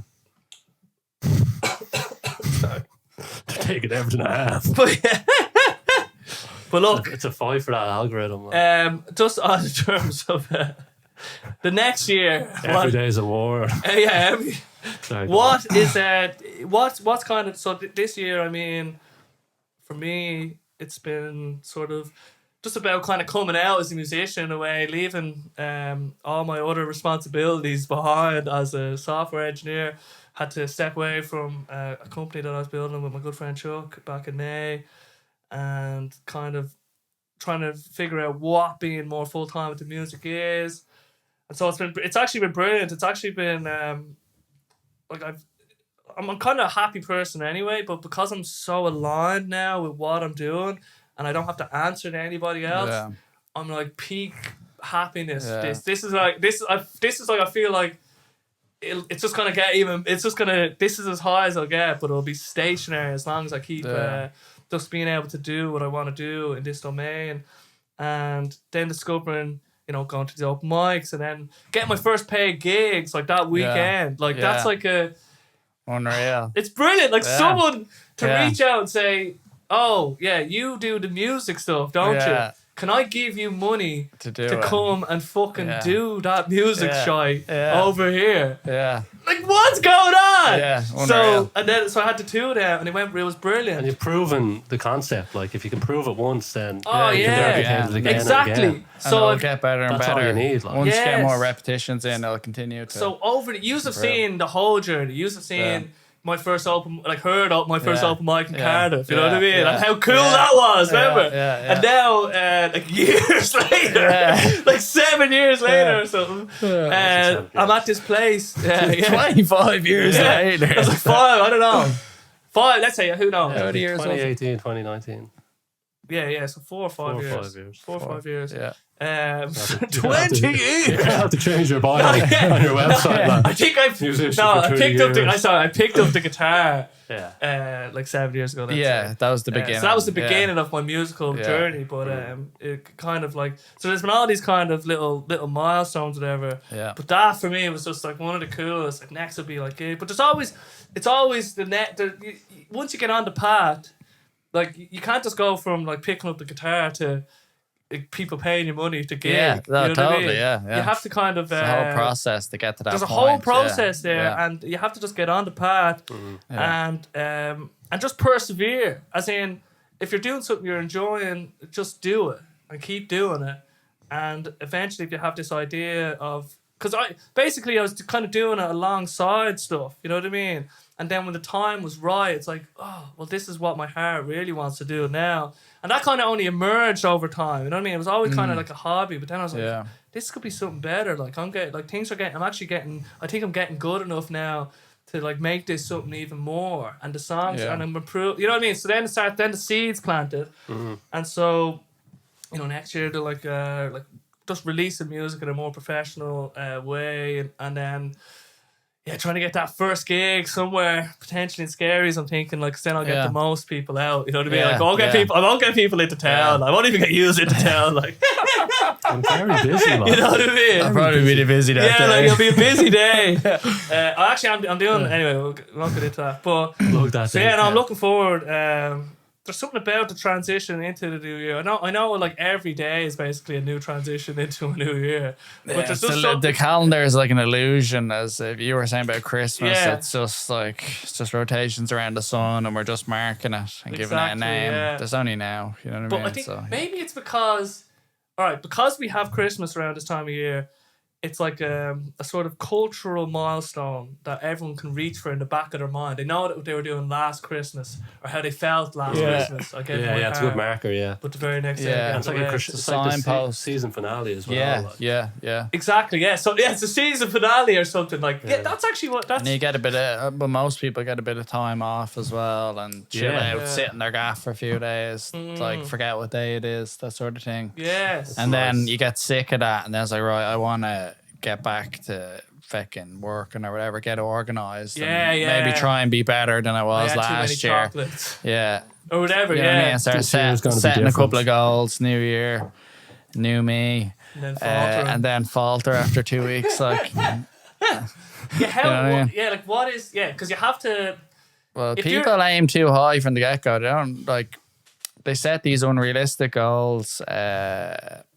Well, not even that they're unrealistic, but it's their approach to trying to get to the goal that's unrealistic. Like, so you'll go from doing nothing to like doing loads of crap every day and way too much, and so you're not able to maintain it over a period of time. Like, so it's trying to start at the point that you can actually achieve a part of the goal early, you know what I mean? And then build your momentum from there and try and sustain it then and make it a part of who you are as a person, and then keep building from there.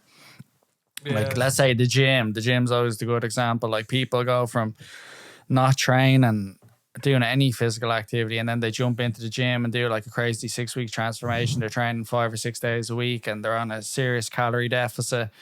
They're losing loads of weight, they've no energy, and then they're in bits. And it's just like, you've gone at this like 110%. You've gone from 0 to 110%. You can't sustain it, and then you crash and burn. You're like, oh, it's not for me.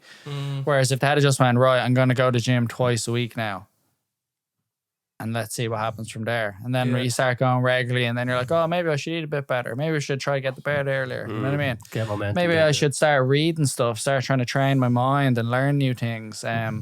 Jesus, like, maybe I should do this. And you start a new hobby as well. And then it's like, oh, and I do this. And then you just start building. And then, you go on this path then, and it could be, that's your life then, you know what I mean? But like a year later, you've moved in a totally different direction than where you were going, whereas you were kind of stuck in that hamster wheel beforehand, like just doing your work and getting home, doing nothing. Like, so yeah, I think just set a goal, but you need to figure out the steps to get to the goal. You can't just throw out a goal and then just run at it with no plan. You know what I mean? Like, fail to prepare to fail.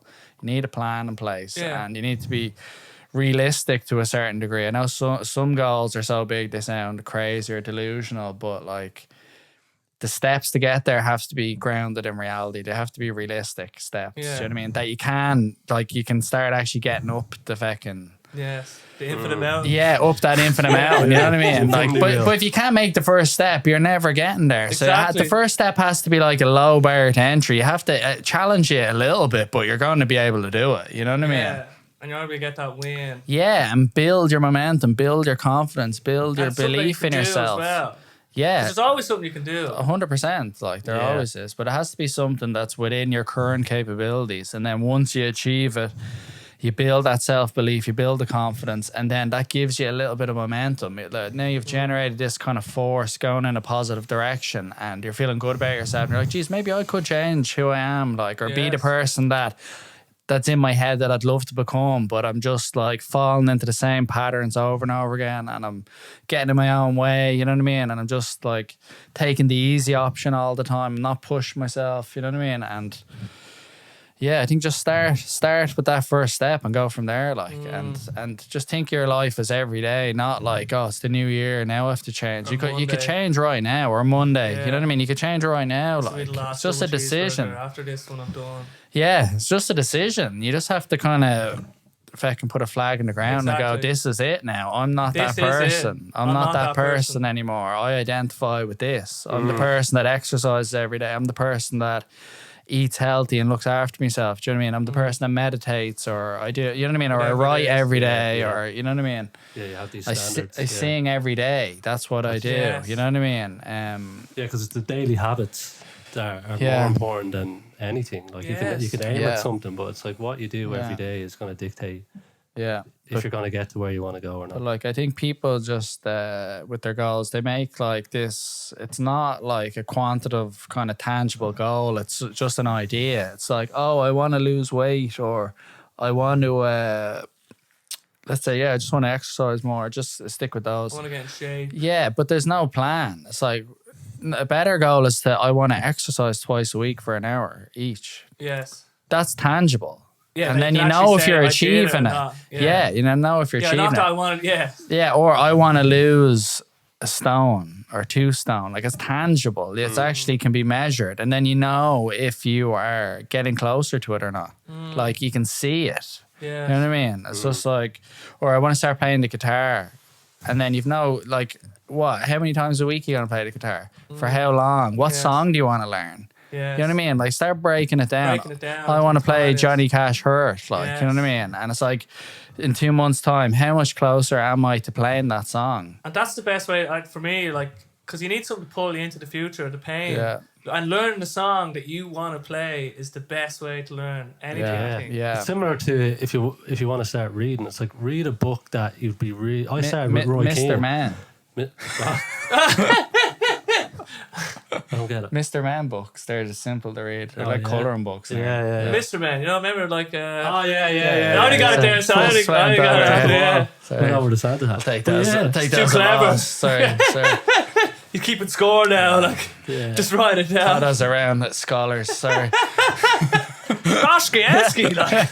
Go ahead, sir. I was like, fuck it, like, who am I really, like, interested in? I was like, I'll get Roy Keane's autobiography, like, and then that just set me off in a trajectory of like, oh, that's the way to do it. Like, don't just get the French Revolution like in 3 volumes. Yeah, something you enjoy, like if you're learning a song. Like, yes. That's how you kind of maintain enthusiasm. Enthusiasm, yes. Because enthusiasm, especially like willpower as well, plays a major factor. Like, if you're trying to learn something new, say, you know, after work in the evening, you're probably just going to say, I'll leave it till tomorrow. And then it's just that, like, stoic saying, it's like, you want to be better, but you choose tomorrow. It's, like, it's always tomorrow. Tomorrow never comes. But it's like, for me, if I'm trying to learn something new, I'll try and fucking do it when I have the most willpower. So it's just like, for me, it's early in the morning, like when I have the most energy, have most mental capacity. I wouldn't exercise because I'm trying to keep that energy stored for what I'm trying to learn. So it's trying to find when you actually when you're like up for it the most. Will help actually get started. Yeah. And I think as well, when you are starting something new, it can be painful and it's stressful, you know what I mean? And there's like a part of you then when you're going to, like, let's say you start doing yoga or something, you're going to a yoga class, and then you go through the honeymoon period, the first 1 or 2 classes, you're like, oh, this is great. And then one night you're tired, you had a tough day in work, and you're like, oh, I don't want to go. And you're just like, oh.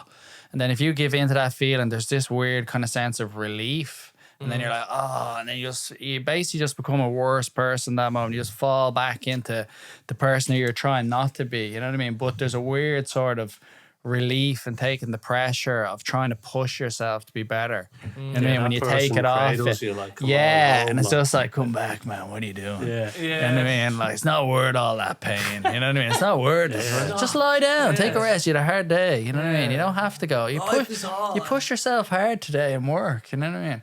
But a big thing is not even just doing new things, but just cutting things out. Yeah.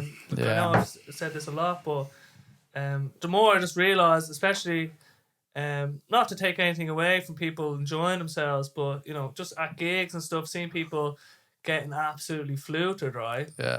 And then I'm just waking up the next day just going, oh my God, look, I'm up, and then I'm tidying my room, I'm looking at the day. If I was a little bit hungover, that would go out the window. All my goodwill and want for a better life would go, and I'd just be straight onto the phone to Jimmy, straight onto the Pornhub, straight onto all the bad stuff. And it's like giving up alcohol, or at least looking at your alcohol consumption and seeing if it's affecting your life or whatever.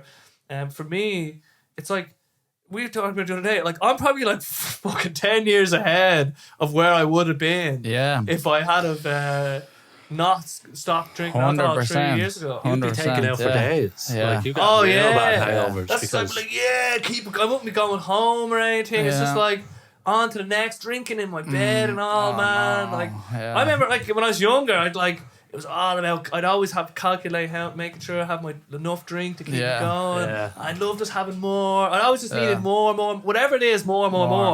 And alcohol is just the most pernicious, or it's just so readily available and so socially accepted. Like, have a drink after work or have a drink at Christmas. Well, most social occasions are built around alcohol. Do you know what I mean? From a young age, like, and then it's just like if you remove it, people are kind of like, well, it's like the social crutch. So when you take it out, like, but I'm the same. I'm like 3 years, nearly over 3 years now. Not drinking as well, and it's great. Honestly, just not being hungover. Like, for me, like, I kind of went through phases of like when I was a teenager, I used to drink loads. Like, I drink heavily, like 2-3 times a week, and I was the fella that would like down a nagging and then be lying in a puddle like half an hour later. I'd be fucked. Yeah, just fucked. Like, I used to have like an child. I had an iron stomach, so I could down any spirits. I used to do the fisherman's fuck. I'd have like a bottle, like a Ballygown bottle, and whatever I get my hands on, I put in a bit of whiskey, bit of vodka,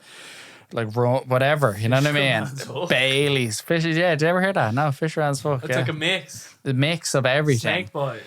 Snake, but say many terms. Whatever. That's what I knew it as. So you put everything in there, aftershock in all the spirits, and it just be like a different color. Like, I went through a phase of doing that, and I drink that thing, and I'd be gone. I wouldn't remember the whole night being a jocker.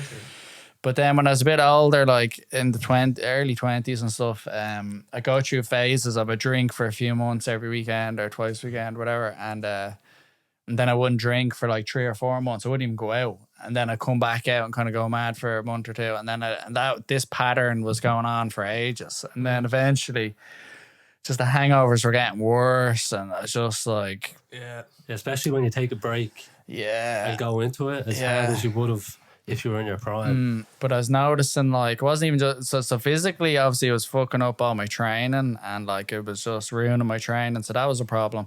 But mentally, it was making me very weak mentally. Like I was feeling anxious, I'd feel a real low mood, the fear, like feeling sad and all. Like, I feel sorry for yourself. There's nothing worse than fear. What name could be worse than that? But that would linger for like 4 or 5 days, and you're not feeling how you were feeling beforehand. And it's just like, this is like my default feeling now. I'm going around like anxious and like even fearful state. Even getting in the thoughts of getting in my car to drive to like the Tesco or something. It's like an ordeal. It's like going on this adventure, like you know what I mean? And facing the world. And it's terrifying. Like, you don't want to bump into anyone or talk to people. Like, God forbid you have to talk to someone. You know what I mean? And everything's just like fear induced, and I was just like, here, I just don't want to feel like this anymore.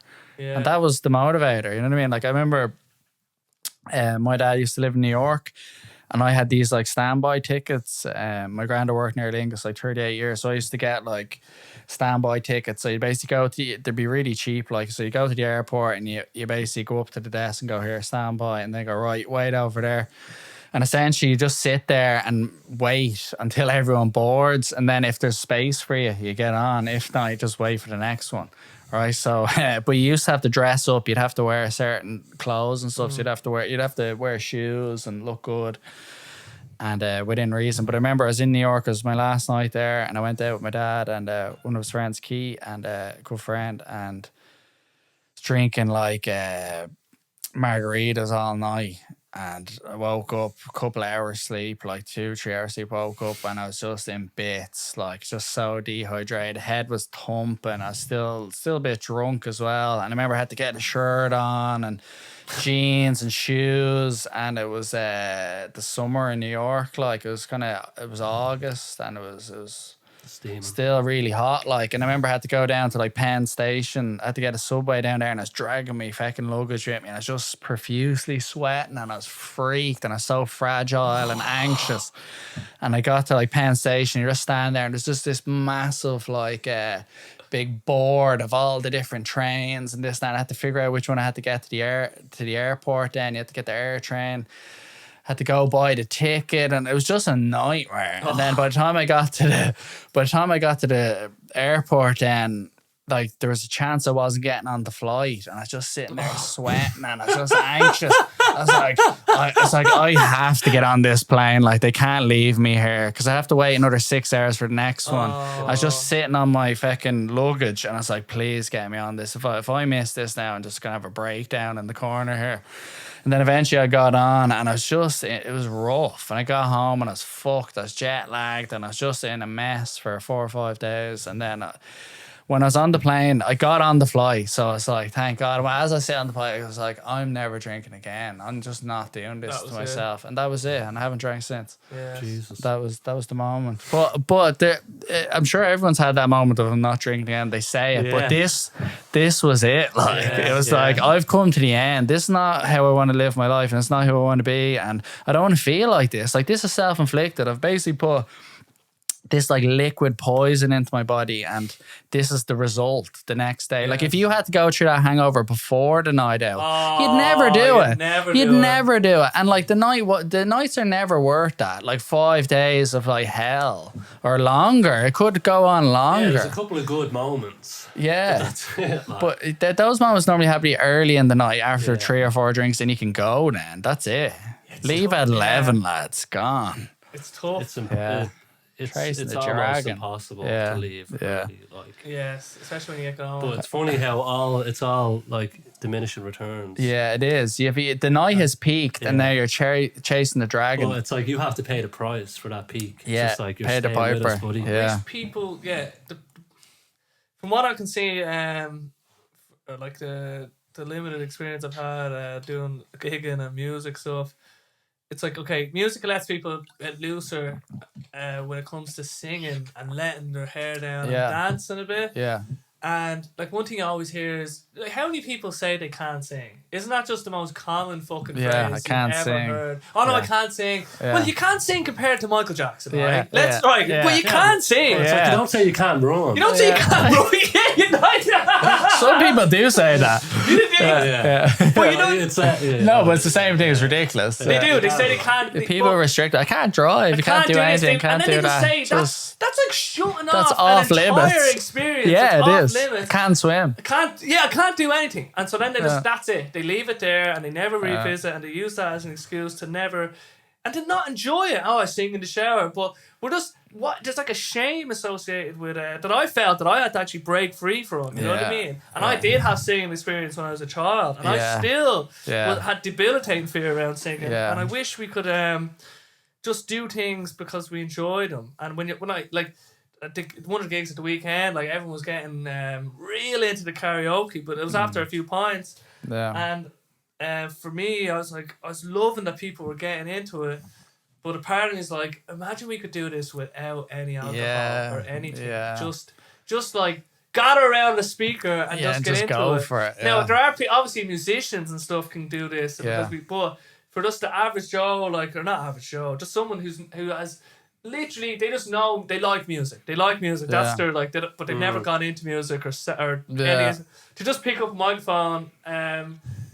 It is hard. It actually is hard now that I think about it and say it out loud. Well, you're putting yourself out there, and like people, even public speaking is difficult in itself. Never mind trying to sing. Like it's like the next level above that. Yeah. Especially if you have no experience with singing, and maybe you don't have like the voice of Lana Del Rey, or you know what I mean, like something like that. Like. We judge. The problem is we judge ourselves so harshly, and then we judge the world harshly. Yeah. So, or it's the other way around. So like we judge when we don't hear a good sounding voice. Like all judgment that we impose on ourselves, it's like that's how we actually view the world. So you can actually tell people's real, honest reactions or honest way of looking at the world if you look at how they judge themselves. I think because they'll say people will tell you the truth about how they judge themselves, but they're more afraid to say how harshly they're actually judging the world in a way. But I think we probably do judge ourselves probably harsher. Depends on the person. Some people aren't self-aware. But we're judging ourselves comparatively. You know what I mean? If we were the only person in the world, we wouldn't really judge ourselves. But there's nothing to judge. Yeah, exactly. There's nothing to judge. There's no comparison. There's no comparison. I mean? Yeah. But anyway, so that'll be one thing this year, bringing forth some musical shenanigans to the people that don't know they need it, but they're gonna get it. What about you, Sean? Do you have any ideas for the future? Just kind of keep Paddy, like. Yeah, just keep moseying on. Like I've just broke it down into what I have to do every day, like you talked about, just with the habits. Yeah. So if I do X, Y, and Z, eventually, this will be the outcome. What I'm trying to do is I'm trying to solve. There's so many layers to what I'm trying to solve. So it's like helping people who are employed, helping people get a job, and then if you go into them, they're all broken into like subcategories. So it's like CV, it's like interview, it's like salary, and it's literally every day I dive deeper into each topic. I'm learning something that I've never even heard, or I'm finding a new angle, or I'm finding a new way of communicating the message in a more like conversational tone. So that's just the purpose that I'm on now. It's just trying to solve all of those problems and trying to simplify it and put it into like one, you could call it a booklet or just one kind of channel. Yeah, one place for it all. Yeah, exactly. And I've thought like, oh yeah, I could do this, I could get this out in a month, I could get this out in 2 months. Just like I can't put a timeline on it because every time the more I dive in, the more I learn. Yeah, the more I have the more I have to question, and then I'm trying to cater to like every background as well. So that complicates it because there's just so many different ways to skin a cat. So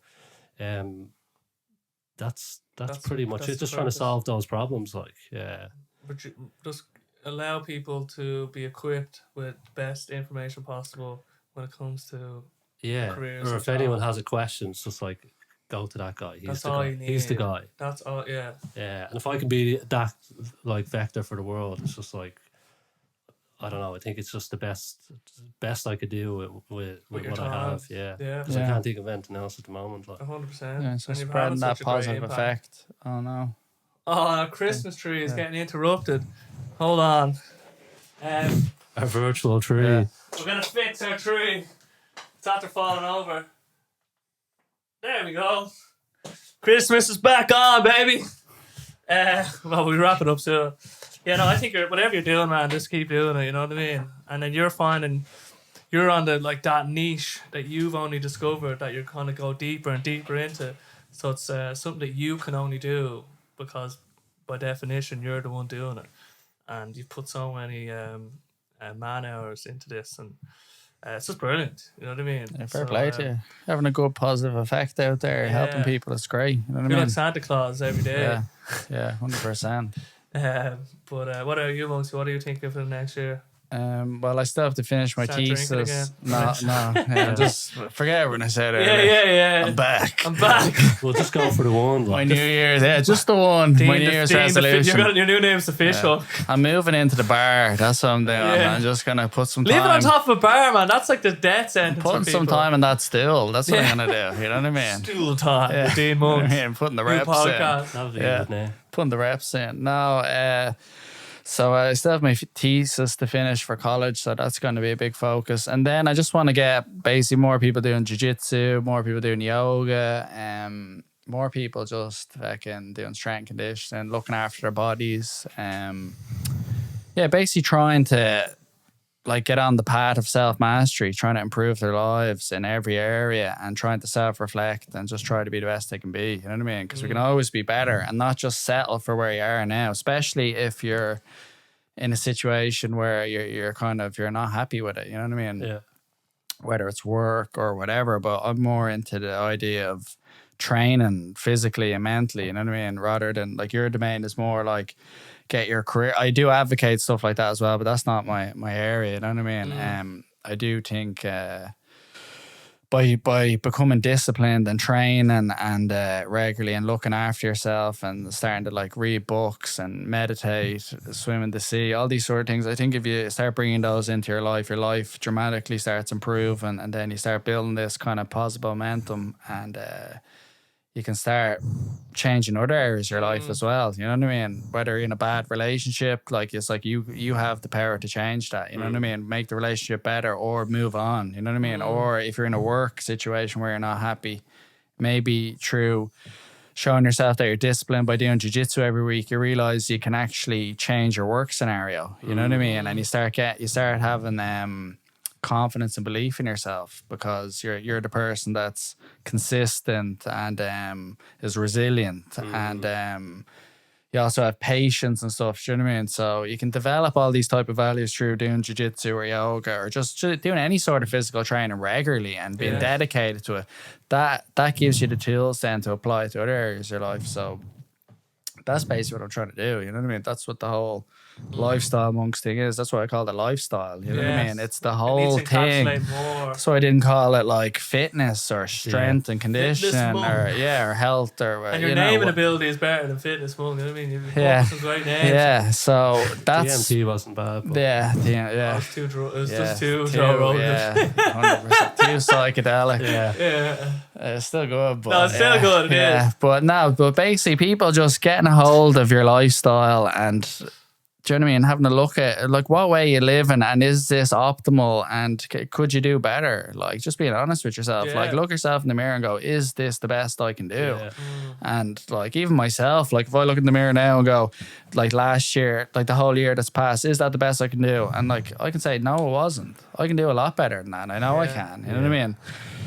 And I'm gonna build and keep learning from your mistakes and keep trying to progress. You know what I mean? And just try to be the best you can be and try and have a positive effect around the people that are in your life. You know what I mean? And so if I can get more people doing jiu-jitsu and trying to think this sort of way and start trying to improve their lifestyle, start trying to remove negative things in their life, like if they're gambling or drinking too much, or if they're playing the PlayStation all day, they're depressed, whatever. Whatever the case may be. Yeah, whatever it is, like if I can have some sort of positive effect even for one person, well then that's a success, you know what I mean?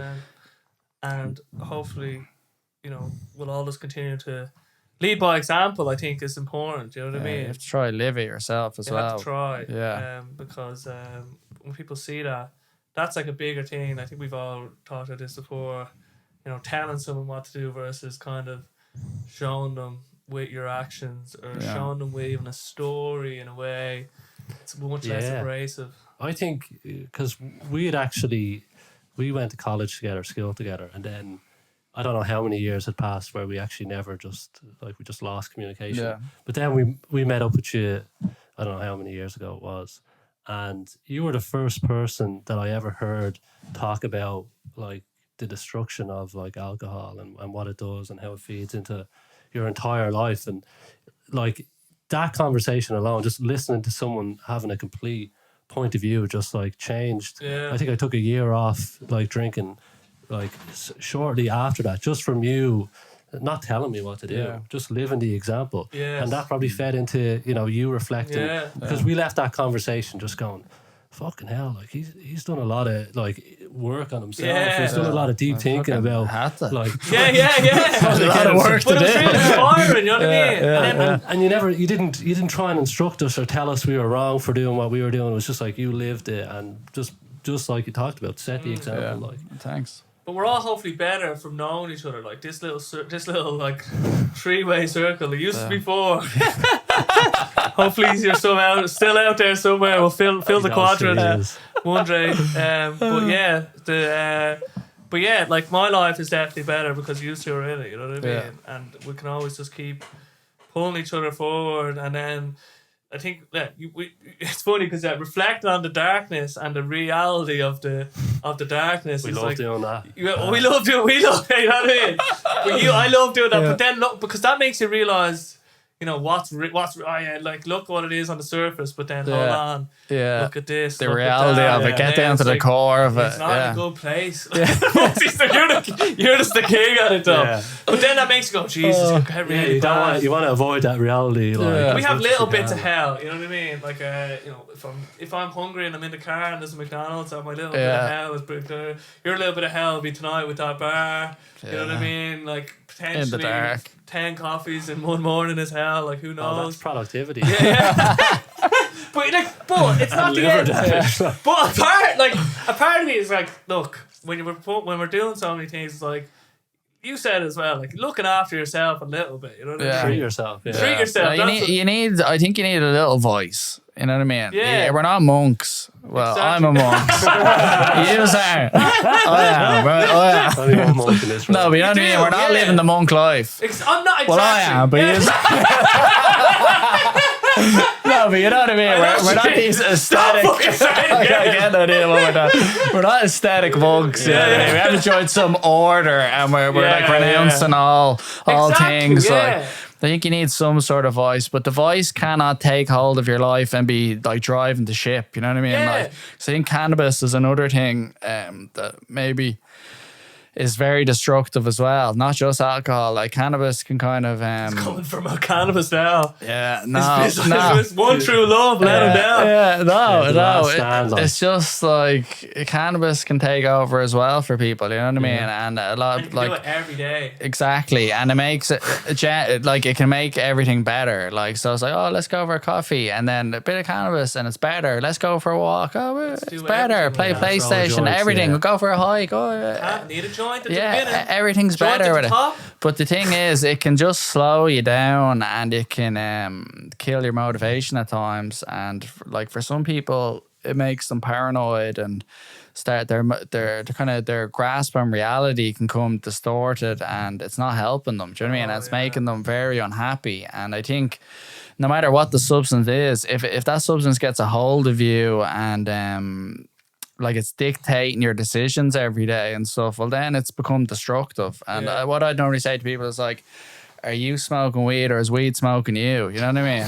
And that's like a stoner meme. No, but that's it. You know what I mean? And it's Stoner like Stanley. most people are getting smoked by weed. I got smoked for Smoked, years. yeah. I have been as well in the past. And Yeah. you just have to look out for any of these crutches. Like you can have a voice, like a glass of wine at the weekend or something. You've done everything that was supposed to be done that week and you're on top of your game. And Like even it could a be glass a few of glasses wine. as well, right? You know As what long I as you're mean? not fucking Well, let's waking not up, get carried away. not waking up in bits. Yeah, not binge drinking, like, Yeah. or just smoking your brains out. Let But yourself like, loose if you want. I think you need to let yourself loose. I think being too rigid and organized and stuff you can end up creating like a little kind of restricted prison for yourself. So you have to let loose at times, but I think you nearly need to schedule in the letting loose, if that makes sense. You don't just let a spontaneous looseness and derail it. yeah, because people get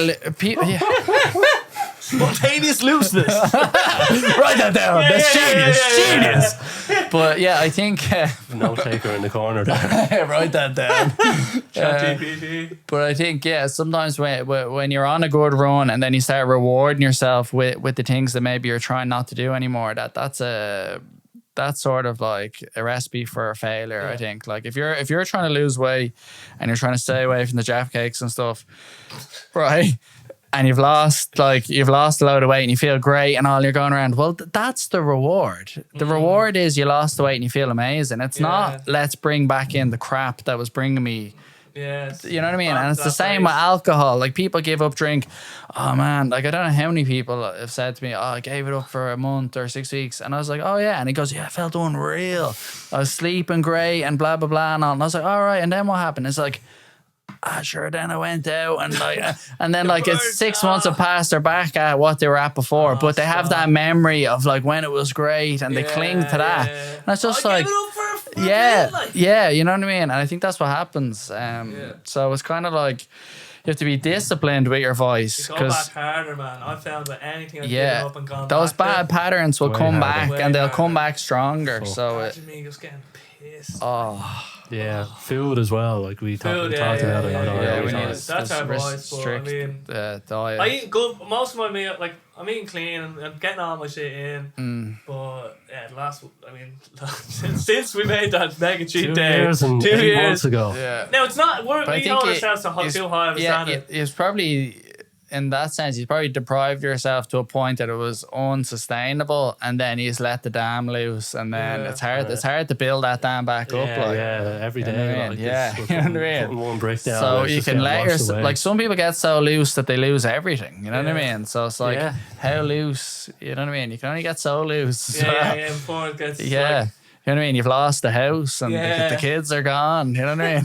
Like, my virtual kids. How loose do you want to get? That's what I could do. I could just have kids and a wife on a little simulator. Oh my god! Put on the headset. And then I could be like her with kids. You know that Joaquin Phoenix movie. Yeah. But yeah, look, it's been great to have you on the first. Cosmic Christmas Carol. I'm gonna have to rename it. I'm gonna know what I'm gonna do. Yeah. But the name is sticking. I like it. Yeah. And we hope you've enjoyed it too. Probably at least us three have listened. And 3 listeners, guaranteed. Yeah, exactly.